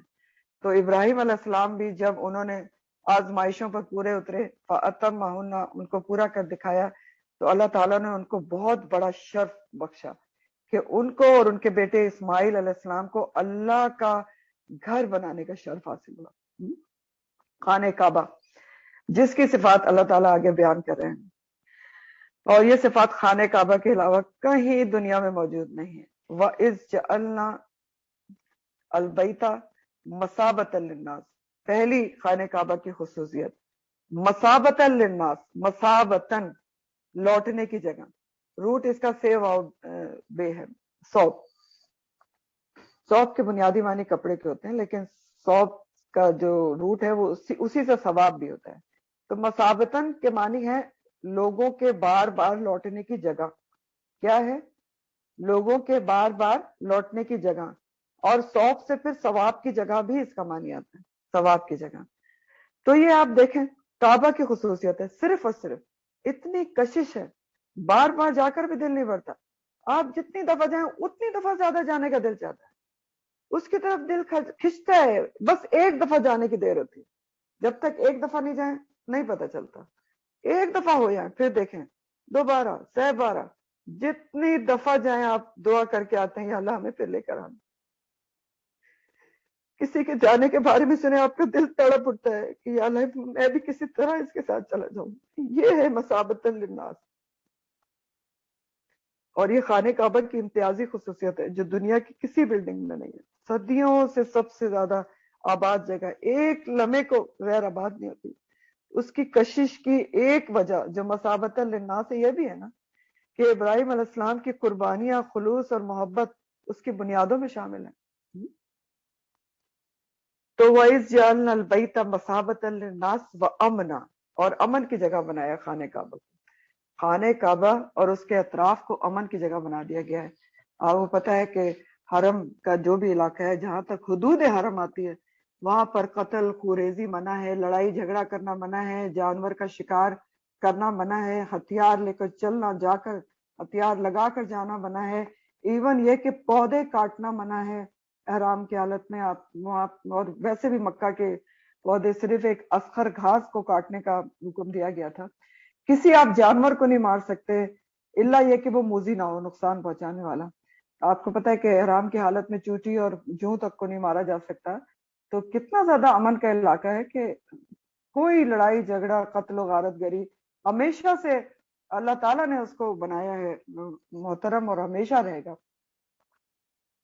تو صرف موذی جانوروں مارے جا سکتے ہیں. حدیث میں 5 چیزوں کے ذکر آتا ہے جس کو حدود حرم میں مارا جا سکتا ہے، جس میں ہے کوا، چیل، چوہا، بچھو اور کاٹنے والا کتا. کوا، چیل، چوہا، بچھو اور کاٹنے والا کتا. تو بہرحال یہ ساری چیزیں حدیث کے مطابق اور قرآن میں بھی اس کا ذکر آتا ہے. مارنا منع ہے. اور زمانے جاہلیت میں بھی اگر کسی کو حرم میں اپنے باپ بھائی کا قاتل بھی نظر آ جاتا تھا تو وہ اس کو چھوتا نہیں تھا. پورا حرم کا علاقہ حرمت والا ہے. اور صرف فتح مکہ کے موقع پر چند گھنٹوں کے لیے آپ پر کعبہ کو، حرم کو حلال کیا گیا تھا. حلال کیسے کیا گیا تھا؟ یعنی آپ کو یہ اجازت دی گئی تھی کہ آپ اس میں فتح مکہ کے لیے داخل ہو سکتے ہیں ہتھیار وغیرہ لگا کے. لیکن اس وقت بھی کوئی قتل و غارت نہیں، گری نہیں ہوئی تھی. ایک بندہ بھی قتل نہیں ہوا تھا اس وقت. تو حرمت ہے اور ہمیشہ سے اللہ نے رکھی اور ہمیشہ رہے گی اس کی حرمت. آج بھی یہ ساری چیزیں لاگو ہوتی ہیں وہاں پر. اور سورہ العنکبوت کی آیت نمبر 67 ہے، عنکبوت 67. اللہ تعالیٰ فرماتے ہیں اولم یرو، کیا تم نے دیکھا نہیں، ان جلنا، بے شک ہم نے بنایا ہے اس کو، حرم کو بنایا ہے ہم نے حرمن آمنا، امن والا. وَيَتَخَطَّفُ النَّاسُ مِنْ حَوْلِهِمْ، جبکہ لوگ اس کے آس پاس سے اچک لیے جاتے ہیں. اچک کیسے لیے جاتے ہیں؟ زمانے جاہلیت میں آپ کو پتا ہے کہ جب لوگ سفر کرتے تھے، تجارتی سفر کرتے تھے تو ان کو لوٹ لیا جاتا. ٹھیک ہے، ایون بچوں کو، نوجوانوں کو بھی غلام بنا لیتے تھے، بیچ دیتے تھے لے جا کے. لیکن جو حرم کا سے نکلتا تھا قافلہ زمانے جاہلیت میں بھی، جس کے پاس رکا ہوتا تھا کہ یہ حرم سے آ رہا ہے، اس کو کوئی نہیں چھوتا تھا. اس وقت بھی اتنی زیادہ اس کی حرمت تھی. اور پھر دیکھیں کہ اللہ تعالیٰ کہہ رہے ہیں کہ وہ ہم نے اس کو وہ بنایا ہے امن کی جگہ بنایا ہے. تو اس طرح بھی تو امن کی جگہ ہے نا کہ جو یہاں آ کر حج و عمرہ کرتا ہے، خاص طور پر حج کرتا ہے، تو روز قیامت کے عذاب سے بھی امن میں آ جاتا ہے نا. گناہ دھل جاتے ہیں عمرہ کرنے سے بھی، حج کرنے سے بھی، تو امن میں آ جاتا ہے عذاب سے. حدیث ہے نا اس کی، حدیث کا مفہوم ہے حج کے لیے تو کہ جو حج مبرور یعنی سچی نیت کے ساتھ حج کرتا ہے تو اس کے گناہ ایسے دھل جاتے ہیں کہ جیسے وہ ماں کے پیٹ سے ابھی پیدا ہوا ہے. اور پھر ویسے بھی کتنی امن کی جگہ ہیں، آپ سوچ کے دیکھیں. جب آپ مکہ میں ہوتے ہیں تو کیا ہوتا ہے، کتنا امن ہوتا ہے، صرف دو فکریں ہوتی ہیں، کھا لو اور عبادت کر لو. کتنی سکون کی لائف ہوتی ہے، سوچ کے دیکھیں. اتنا سکون، اتنا سکون. اور کوئی کپڑوں کی پرواہ نہیں ہے، کوئی بھی کپڑے پہنے ہوئے ہیں، کوئی چپل کی پرواہ نہیں ہے، ننگے پیر بھی وہاں چل رہے ہوتے ہیں، زمین پر بیٹھے ہوئے ہوتے ہیں، روڈ پر بیٹھ کے کھانا کھا رہے ہوتے ہیں، کوئی پروٹوکال نہیں، کوئی عزت کا خیال نہیں. کتنا امن ہے، کتنا سکون ہوتا ہے، کوئی تکلف نہیں. ذرا ویژولائز کر کے دیکھیں جن کو اللہ تعالیٰ وہاں لے جا چکا ہے، کتنا امن ہے وہاں پر. تو امن کی جگہ بنایا ہے نا. اور تیسری خوبی کیا ہے کعبہ کی، اللہ تعالیٰ نے فرمایا، حکم دیا، وَاتَّخِذُوا، اور بنا لو، من مقام ابراہیم مصلی، مقام ابراہیم کو مصلی بنا لو. یہ حکم دیا اللہ تعالیٰ نے. تو مقام ابراہیم کون سا ہے؟ مقام ابراہیم جو آپ آج دیکھتے ہیں کہ جس میں وہ ایک شیشے کا گنبد ہے نا خانہ کعبہ کے صحن میں، خانہ کعبہ کے پاس، جس میں ایک پتھر رکھا ہوا ہے جس پر کھڑے ہو کر ابراہیم علیہ السلام نے خانہ کعبہ کی تعمیر کی تھی، اور اسی پر کھڑے ہو کر لوگوں کو حج کے لیے پکارا تھا. تو وہ اس کے اوپر ان کے جو فٹ پرنٹس ہیں وہ چھپ گئے تھے. اور ہمارے لیے بھی وہ پتھر ایک کھلا معجزہ اور ثبوت ہے کہ یہ پتھر 4000 سال پہلے ابراہیم علیہ السلام نے یہ کام کیا تھا. 4000 سال گزرنے کے باوجود اس پتھر پہ ان کے فٹ پرنٹس آج بھی موجود ہیں. تو کس نے رکھے ہیں؟ اور اس کے بارے میں روایات میں آتا ہے کہ پتھر جبرائیل علیہ السلام وہاں سے جنت سے لے کر آئے تھے جب ابراہیم علیہ السلام جبرائیل علیہ السلام جنت سے لائے تھے جب ابراہیم علیہ السلام خانہ کعبہ بنا رہے تھے. اور یہ پتھر کرین کا کام بھی دیتا تھا کہ جب وہ اس کی بنیادیں اونچی ہوئی تو وہ خود ہی اوپر ہو جاتا تھا، نیچے بھی ہو جاتا تھا. تو جو پتھر وہاں اندر رکھا ہوا ہے اس کو مقام ابراہیم کہتے ہیں. تو واتخذوا، اللہ تعالیٰ نے حکم دے دیا کہ مقام ابراہیم کو مصلی بنا لو. مصلی کس کو کہتے ہیں؟ صلاح سے ہے نا، نماز کی جگہ. مصلی ظرف مکہ ہے، نماز کی جگہ، جیسے آپ جا نماز کو مصلی کہتے ہیں. تو اس کے بارے میں بخاری کی حدیث کا مفہوم ہے. سیدنا انس سے روایت ہے کہ سیدنا عمر رضی اللہ تعالی عنہ کہا کرتے تھے کہ 3 باتوں میں میری رائے اللہ کے علم اور حکم کے موافق ہو گئی، جس میں سے ایک یہ ہے کہ میں نے کہا کہ یا رسول اللہ صلی اللہ علیہ وسلم، کیا ہی اچھا ہو اگر مقام ابراہیم کو اللہ تعالیٰ نماز پڑھنے کی جگہ قرار دے دیں. اس پر اللہ تعالیٰ نے یہ آیت اتار دی. کس کی خواہش پر؟ حضرت عمر فاروق رضی اللہ تعالیٰ عنہ کی خواہش پر. وَاتَّخِذُوا مِن مقام ابراہیم مصلی. تو کچھ ایسے احکامات ہیں جس کے بارے میں حضرت عمر فاروق کی خواہش تھی اور اللہ تعالیٰ نے حکم اتار دیا، جس کے جیسے شراب کی فائنل حرمت کا حکم اور جیسے خواتین کے پردے کا حکم، یہ سب ان کی خواہش پہ. تو ان میں سے ایک یہ بھی ہے. تو اب یہ اللہ کا حکم ہے کہ طواف کرنے کے بعد جب بھی آپ خانہ کعبہ کا طواف کریں گے، صرف طواف کریں گے، عمرہ کریں گے، حج کا طواف کریں گے، جو بھی کریں گے، جب بھی طواف کریں گے، مقام ابراہیم کے پاس طواف کرنے کے بعد 2 رکعت واجب الطواف آپ کو وہاں پڑھیں گے. تو یہ کیا ہے؟ یہ ابراہیم علیہ السلام کی قربانیوں کا صلہ ہے کہ اللہ تعالیٰ نے ان کے پیروں کے نشان کو مصلی بنا دیا. تو سبق ہے ہمارے لیے کہ انسان اگر خالص نیت اللہ کے لیے کوئی کام کرے گا، کوئی قربانی دے گا، تو اللہ تعالیٰ شاکرون ہے، قدردانی کرنے والے ہیں، قدردانی کرتے ہیں. اور ہمیشہ کے لیے اس کی جو نیکی ہے وہ اللہ تعالیٰ ایسے قدردانی کریں گے کہ اس کو آثار بنا دیا جائے گا اور قیامت تک اس کو فائدہ دے گی. تو مقام ابراہیم کو پھر آگے اللہ تعالیٰ فرماتے ہیں کہ وہ عہدنا، اور جب عہد لیا ہم نے ابراہیم علیہ السلام سے اور اسماعیل علیہ السلام سے، وہ عہدنا سوری وہ عہدنا اور عہد لیا ہم نے، اللہ سبحانہ تعالیٰ نے عہد لیا کس سے؟ الی ابراہیم و اسماعیل، اور ابراہیم علیہ السلام اور اسماعیل علیہ السلام سے جب وہ اللہ کا گھر بنا رہے تھے تو اللہ تعالیٰ نے ساتھ ہی ان سے عہد لیا، ان کو ہدایت بھی کی کہ کیا کرو اس گھر بنانے کے بعد؟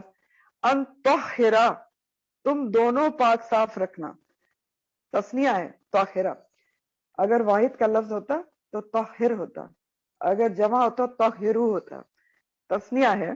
تم دونوں صاف رکھنا بیتیا میرے گھر کو. کس کے لیے؟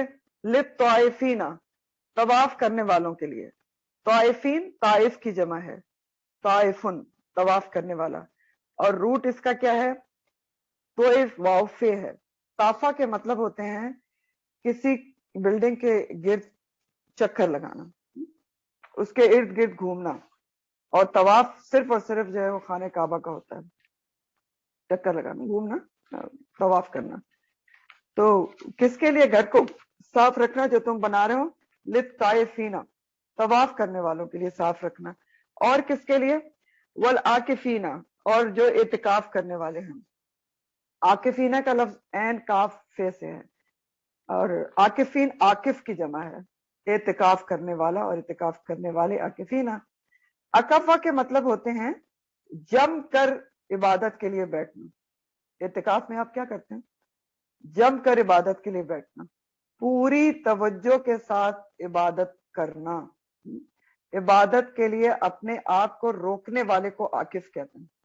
عبادت کے لیے اپنے آپ کو روک کر جم کر بیٹھنے والے کو عاکف کہا جاتا ہے، اور عاکف کی جمع ہے عاکفین. تو میرے گھر کو تم دونوں صاف رکھنا، یہ اللہ تعالیٰ نے تاکید کی ابراہیم علیہ السلام اور اسماعیل علیہ السلام کو. للطائفین، طواف کرنے والوں کے لیے، والعاکفین، اور اعتکاف کرنے والوں کے لیے، والرکعی، اور رکوع کرنے والوں کے لیے. رکعی کا لفظ راکے کی جمع ہے، رکوع سے، راکے کی جمع رکوع کرنے والے. والرکعی سجود، اور سجدہ کرنا. سجود ویسے مصدر ہے، سجدہ کرنا اس کے معنی ہے، لیکن کس معنی میں آ رہا ہے؟ سجدہ کرنے والوں کے لیے. تو یہ اللہ تعالیٰ نے ہدایت کی کہ جو مقاصد ہیں خانہ کعبہ کے، اس کے لیے اس کو صاف ستھرا رکھنا. اور اس میں سب سے پہلے طواف کا ذکر ہے، کیونکہ طواف صرف اور صرف خانہ کعبہ کا ہوتا ہے اور کہیں کا نہیں ہو سکتا. تو طواف کے لیے صاف رکھنا، اعتکاف کرنے والوں کے لیے صاف ستھرا رکھنا، اور رکوع اور سجود کرنے والوں کے لیے صاف ستھرا رکھنا، یعنی نماز اس میں ادا کی جائے گی. تو ان مقاصد کے لیے اس کو طاہرہ، مطہر رکھنا، پاک صاف رکھنا. اور صفائی میں دونوں چیزیں آتی ہیں، ظاہری طور پر بھی صاف رکھنا اور معنوی طور پر بھی صاف رکھنا. ظاہری پاک صاف رکھنے میں یعنی ظاہری نجاست سے پاک رکھنا، کوئی کوڑا کرکٹ گندگی وہاں پر نہیں ہونا چاہیے. اور معنوی نجاست سے پاک رکھنا یعنی شرک اور بدعت کی نجاست سے پاک رکھنا. تو یہاں سے ہمیں یہ بات بھی پتہ چلتی ہے کہ خانہ کعبہ اللہ تعالیٰ نے صرف عبادت کے لیے بنایا ہے. دیکھیں نا کیا کہہ رہے ہیں، صرف طواف کے لیے، طائفین، عاکفین، ورکع السجود. تو یہاں صرف عبادت ہی کرنا چاہیے. دنیاوی مشاغل وغیرہ وہاں نہیں کیا جا سکتے کہ آپ ہمیشہ صرف جلدی نماز پڑھو، پھر شاپنگ، اور پھر بیگ اٹھاؤ، اور پھر بیگ اٹھا کے مسجد میں لا کے شاپنگیں دکھاتے رہو. تو یہ سارے مقاصد نہیں ہونا چاہیے. اور یہ حکم پھر تمام مسجد کے، تمام مساجد کے لیے بھی اپلائی ہوتا ہے کہ وہاں پر، جیسے ہم نے پچھلی دفعہ مساجد کے بارے میں پڑھا تھا کہ دنیاوی کام اور دنیاوی باتیں وہاں نہیں کرنا چاہیے. اور یہ بھی پتہ چل رہا ہے کہ مساجد کو اور جہاں بھی قرآن کی درس و تدریس وغیرہ ہوتی ہے ان جگہوں کو طاہرہ، پاک صاف رکھنا چاہیے. اور یہ نہایت فضیلت والا کام ہے. حضرت عائشہ سے مروی حدیث ہے بخاری کے کہ آپ صلی اللہ علیہ وسلم نے محلوں میں مساجدیں بنوانے اور انہیں پاک صاف رکھنے اور خوشبودار رکھنے کا حکم دیا. خوشبودار رکھنے کا کیوں حکم دیا؟ فرشتے اٹریکٹ ہوتے ہیں، بدبو سے بھاگ جاتے ہیں. اور پھر اسی طرح ہر طرح سے بدبو سے پاک رکھنے کا حکم ہے مساجد کا. بخاری کی روایت کے مطابق مسجد میں کچا لہسن یا پیاز کچی وغیرہ کھا کے آنا منع ہے. تو اسی طرح بخاری کی حدیث کا مفہوم ہے کہ نبی کریم صلی اللہ علیہ وسلم نے فرمایا کہ مسجد میں تھوکنا گناہ ہے، اور اس کا کفارہ یہ ہے کہ اس کو مٹی ڈال کر دفن کر دیا جائے. تو صاف ستھرا رکھنا مساجد کا یا جہاں بھی قرآن کی درس و تدریس ہو رہی ہو، یہ ہم پر لازم ہے کہ ہم اس کو صاف ستھرا رکھیں. اور مساجد کی صفائی جہاں قرآن پڑھا جا رہا ہو، درس و تدریس ہوتی ہو، اس کی صفائی کرنا بہت فضیلت والا کام ہے. کہاں سے پتہ چلتا ہے؟ بخاری کی ایک روایت میں آتا ہے کہ ایک کالی عورت تھی جو مسجد نبوی میں جھاڑو دیا کرتی تھی. تو وہ ایک دفعہ رات کے وقت مر گئی، تو اس کو صحابہ نے رات میں دفنا دیا. آپ صلی اللہ علیہ وسلم نے جب صبح اس کو نہیں دیکھا تو پوچھا کہ بھئی کہاں ہے؟ لوگوں نے کہا کہ وہ مر گئی اور اس کو دفن کر دیا. تو آپ بہت ناراض ہوئے. آپ نے فرمایا تم نے مجھے اس کی خبر کیوں نہیں دی، چلو اس کی خبر بتاؤ. پھر آپ اس کی قبر پہ گئے، اس کی نماز جنازہ پڑھی، اس کی دعائیں مغفرت کی. تو کیوں اس کی اتنی فضیلت تھی؟ کیونکہ وہ مسجد کی صفائی کرتی تھی. تو یہی ساری جو چیزیں ہیں مساجد کے علاوہ جہاں قرآن پڑھایا جاتا ہے اس کے اوپر بھی اپلائی ہوتے ہیں. اور اسی طرح بخاری کی ایک روایت میں آتا ہے کہ ایک دفعہ حضرت عمر رضی اللہ تعالیٰ عنہ نے دو آدمیوں کے متعلق فرمایا جو مسجد نبوی میں شور مچا رہے تھے کہ اگر تم مدینہ کے رہنے والے نہیں ہوتے، طائف کے رہنے والے تھے وہ، تو آپ نے فرمایا کہ پھر میں تمہیں ضرور سزا دیتا کہ تم رسول کی مسجد میں شور مچاتے ہو. تو افسوس کے ساتھ آج مسجد نبوی میں کیا کیا ہو رہا ہوتا ہے، سوچ کے دیکھیں، دل دکھ رہا ہوتا ہے. انہوں نے تو دو آدمیوں کو کہا کہ میں تمہیں سزا دیتا، آج تو وہاں پر ایک دھما چوکڑی دکھ کے ساتھ مچی ہوتی ہے. اللہ ہمیں توفیق دے کہ ہم مسجد نبوی کی، مسجد حرام کی حرمت کا، ان کی سینٹیٹی کا خیال کر سکیں. تو مساجد ایسی جگہ اور ایسی جگہ جہاں اللہ کا نام بلند کیا جائے، ان کو صاف ستھرا رکھنا بہت باعث فضیلت ہے اور کرنا چاہیے. ایسی جگہوں کو مینٹین کرنے کا کام جو ہوتا ہے اس کی بہت فضیلت آتی ہے.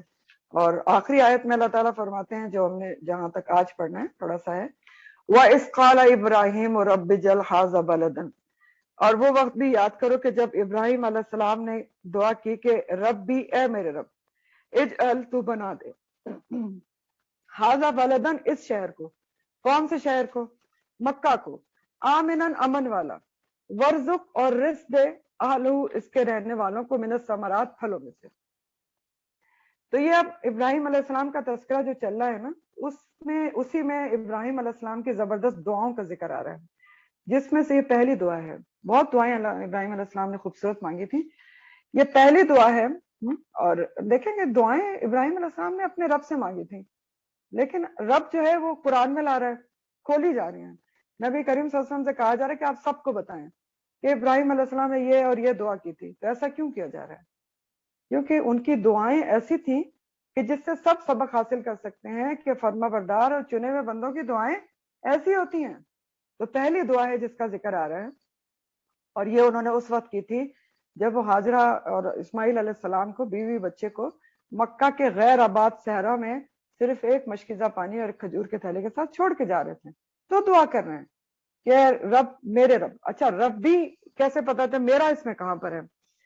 ربی میں جو زیر آ رہا ہے نا وہ میرا کا مفہوم دیتا ہے. یہ گرامر میں آپ انشاءاللہ پڑھیں گے. اور بہت ہی خوبصورت انداز ہوتا ہے یہ دعا کا کہ انسان رب بھی کہہ کے دعا مانگے، میرے رب، اپنائیت کے ساتھ. اللہ تعالیٰ متوجہ ہوتے ہیں اور خود بھی اپنائیت محسوس ہوتی. تو اے میرے رب، میں اس ویران غیر آباد جگہ کو میں چھوڑ کے جا رہا ہوں اپنے بیوی بچوں کو، تو کیا کر، اجعل، تو بنا دے، ہاذا بلدن، اس شہر کو، امن والا بنا دے. اور اسی طرح کی دعا ان کی سورہ ابراہیم میں بھی آتی ہے، آیت نمبر 37 میں، کہ ابراہیم علیہ السلام نے دعا کی، ربنا انی اسکنت من ذریتی بواد غیر ذی زرع عند بیتک المحرم. اے رب، میرے رب، بے شک میں اسکنت، بسا رہا ہوں اپنی اولاد کو، بواد غیر ذی زرع، ایسی وادی میں جہاں کوئی زراعت نہیں ہوتی، ڈیزرٹ ہے، عند بیتک المحرم، تیرے محرم محترم گھر کے پاس. تو اس کو تو کیا کر، اس کو امن والا بنا دے. امن والا بنا دے کی دعا آپ نے کیوں مانگی؟ کیونکہ آپ صلی اللہ علیہ وسلم کی بعثت سے پہلے عرب میں قبائلی زندگی تھی، چھوٹی چھوٹی باتوں پر جنگ و جدال شروع ہو جاتا تھا. تو اس لیے دعا کی کہ میرا بیوی بچہ یہاں اکیلے چھوڑ کے جا رہا ہوں، تو امن والا بنا دے. اور اللہ تعالیٰ نے ان کی دعا قبول کی اور اس شہر کو ایسا آباد کیا ہے کہ پورے طرف سے مسلمان اس کی طرف کھینچے چلے آتے ہیں. اور یہ بھی انہوں نے دعا کی تھی کہ ایسا بنا دے کہ لوگوں کے دل اس کی طرف کھینچے چلے آئیں. ہر وقت آباد ہے، امن والا ہے، کبھی خالی نہیں ہوتا. اور امن والا تو کیسا ہے ابھی آپ کو میں نے پیچھے بتا دیا. اور اس کے علاوہ بھی آپ دیکھیں کہ ایسا امن والا ہے کہ کوئی دشمن اس پر حملہ نہیں کر سکتا. اصحاب فیل، ابرہا کا لشکر کیسے ناکام ہوا تھا سورہ فیل میں جس کا ذکر ہے، خانہ کعبہ پہ ہی چڑھائی کرنے کی کوشش کر رہا تھا. پھر اسی طرح حدیث میں آتا ہے کہ دجال جو ہے وہ مکہ اور مدینہ میں داخل نہیں ہو سکے گا. تو مکہ قابل احترام ہے، قیامت تک دجال نہیں داخل ہو سکے گا. اور وہی سب قتل و غارت کری، لڑائی جھگڑا منع ہے، جانوروں کے شکار سب منع ہے. بخاری کی حدیث کا مفہوم ہے، آپ صلی اللہ علیہ وسلم نے فتح مکہ کے دوسرے دن خطبے میں ارشاد فرمایا اللہ نے مکہ کو حرام کیا ہے یعنی حرمت والا ہے، لوگوں نے نہیں کیا. کس نے کیا ہے؟ اللہ نے کیا ہے. جو شخص اللہ اور قیامت کے دن پر ایمان رکھتا ہے تو اسے نہ وہاں خون بہانا درست ہے، نہ کوئی درخت کاٹنا، اور نہ ہی کوئی چیز کا شکار کرنا. تو پھر آگے دعا کر رہے ہیں کہ ورزق، اور تو رزق دے اس کے رہنے والوں کو، آلہ من الثمرات، ثمر کی جمع ہے ثمرات، پھلوں میں سے رزق کی دعا کرنا ہے. کیوں؟ کیونکہ مکہ کی زمین میں کچھ اگتا نہیں تھا. ابھی میں نے بتایا نا کہ وادین غیر عزیز زرعن، کوئی زراعت نہیں ہوتی تھی. تو ان کی یہ دعا بھی کیسے قبول کہ یہ وہ علاقہ جہاں گھاس تک نہیں اگتی تھی، اللہ تعالیٰ نے وہاں ہر قسم کا پھل، اناج، بیوے، دنیا بھر کی چیزیں مکہ میں موجود ہوتی ہیں. ہر طرف سے ہر دنیا کا پھل، آپ جا کے دیکھیں مکہ، آپ کو جو کسی بھی موسم کا پھل ہے، انار ہے، آم ہے، کینو ہے، کیوی، اسٹرابری، ہر چیز مکہ میں نظر آتی. اور اتنی کثیر تعداد میں ہے کہ حج و عمرے کے موقع پر رمضان میں بے پناہ رش ہوتا تھا، اس کے باوجود کوئی بھوکا رہتا ہے؟ ہر کسی کو کھانا مل رہا ہوتا ہے، وافر انتظام ہے. یہ تو یہ دعا ہے نا، اللہ تعالیٰ نے قبول کی. اور کئی مواقع پر فری بھی مل رہا ہوتا ہے، فری مل رہا ہوتا ہے. تو تجارتی اعتبار سے بھی مکہ اس وقت بھی بڑی تجارتی منڈی بن گیا تھا، اور آج بھی تجارت کے بہت مواقع ہیں. تو رزق کی دعا کر رہے ہیں ابراہیم علیہ السلام اس کے رہنے والوں کے لیے، لیکن ایک کنڈیشن بھی لگا رہے ہیں کہ کس کے لیے تو ثمرات بہت زیادہ بڑا چڑھا کر دے؟ منا جو ایمان لائیں، منہم، ان میں سے. کن میں سے؟ مکہ کے رہنے والوں میں سے. اس کے لیے رزق کی کشادگی کر دے. من آمن منہم باللہ والیوم الاخر، جو اللہ اور یوم آخرت پر ایمان لائے تو اس کے لیے رزق کشادہ کر دیں. تو اب یہ شرط کیوں لگائی ابراہیم علیہ السلام نے؟ یہ پچھلے تجربے کی بنیاد پر لگائی. جو پچھلا انہوں نے پوچھا تھا نا کہ کیا میری اولاد کو بھی امامت ملے گی، تو اللہ تعالیٰ نے جواب دیا تھا کہ نہیں، صالحین کے لیے وعدہ ہے، ظالمین کے لیے نہیں ہے. تو اس دفعہ وہ بہت سنبھل گئے اور بہت ہی ادب و احترام سے ذرا کوشش ہو کے دعا کی کہ یا اللہ ایمان لانے والوں کو رزق میں اضافہ کر دیں. لیکن اللہ تعالیٰ کیا جواب دے رہے ہیں؟ اللہ تعالیٰ جواب دے رہے ہیں قالا ومن کفر، کہ جو کفر بھی کرے گا، میرا انکار بھی کرے گا، فَأُمَتِّعُهُ، تو میں اس کو فائدہ اٹھانے دوں گا، قلیلا مگر تھوڑا. فَأُمَتِّعُهُ کا لفظ متاع سے ہے، میم تے این. متاع کہتے ہیں فائدہ، دنیا کی جو چیزیں ہوتی ہیں اس کو متاع کہتے ہیں.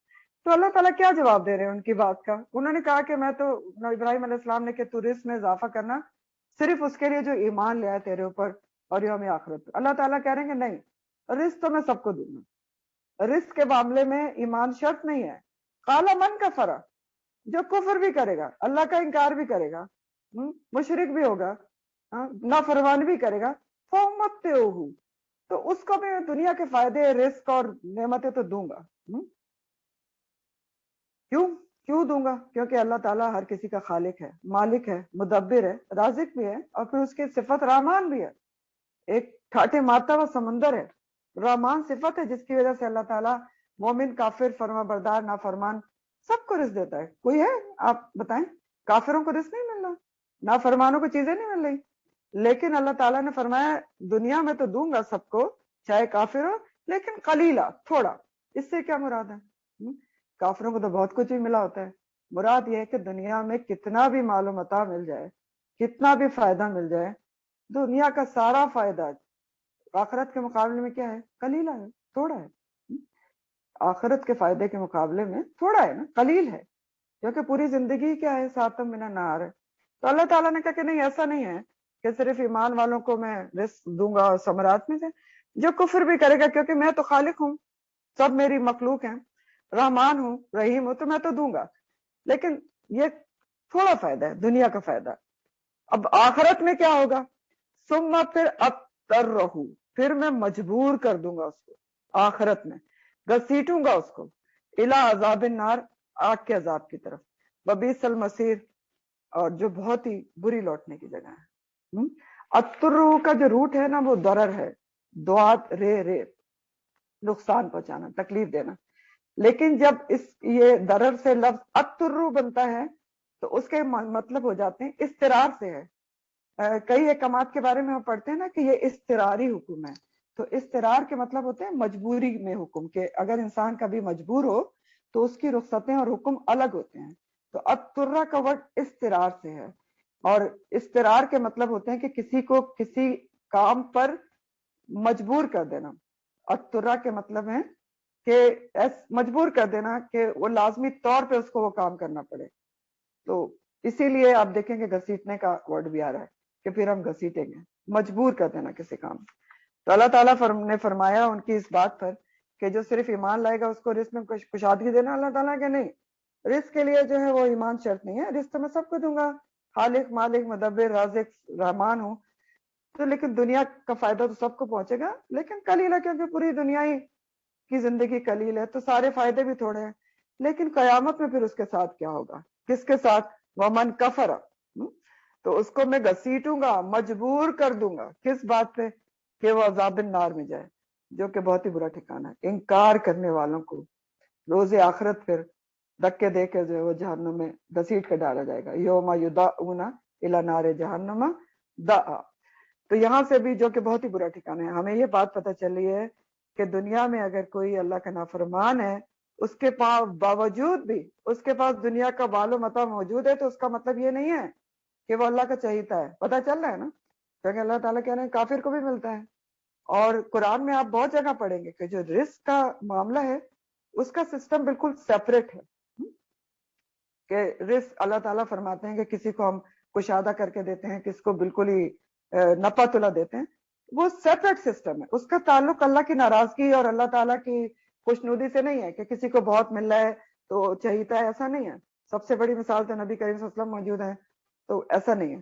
اس میں کئی وجوہات ہوتی ہیں. کسی کو رزق کشادہ کرتا ہے اللہ تعالیٰ اس کو جج کرنے کے لیے، اس کی شکر گزاری جج کرنے کے لیے. کبھی رزق کشادہ کر دیتا ہے رسی ڈھیلی کرنے کے لیے، اور کبھی جو نپا تلا دے دیتا ہے ادھر بھی آزمائش ہوتی ہے. تو رزق کا معاملہ ایک الگ معاملہ ہے، الگ سسٹم ہے، اور اللہ کی ناراضگی اور رضامندی ایک الگ سسٹم ہے. یہ سیپریٹ ہے. تو آخر دعوانا الحمدللہ رب العالمین. ربنا تقبل منا انک سبحانک اللہم وبحمدک نشہد ان لا الہ الا انت نستغفرک ونتوب الیک. سبحان ربک رب العزۃ عما یصفون وسلام علی المرسلین والحمد للہ رب العالمین. ربنا تقبل منا انک انت السمیع العلیم وتب علینا انک انت التواب الرحیم. آمین یا رب العالمین. السلام علیکم ورحمۃ اللہ وبرکاتہ. اگر آپ کا کوئی کوشچن ہے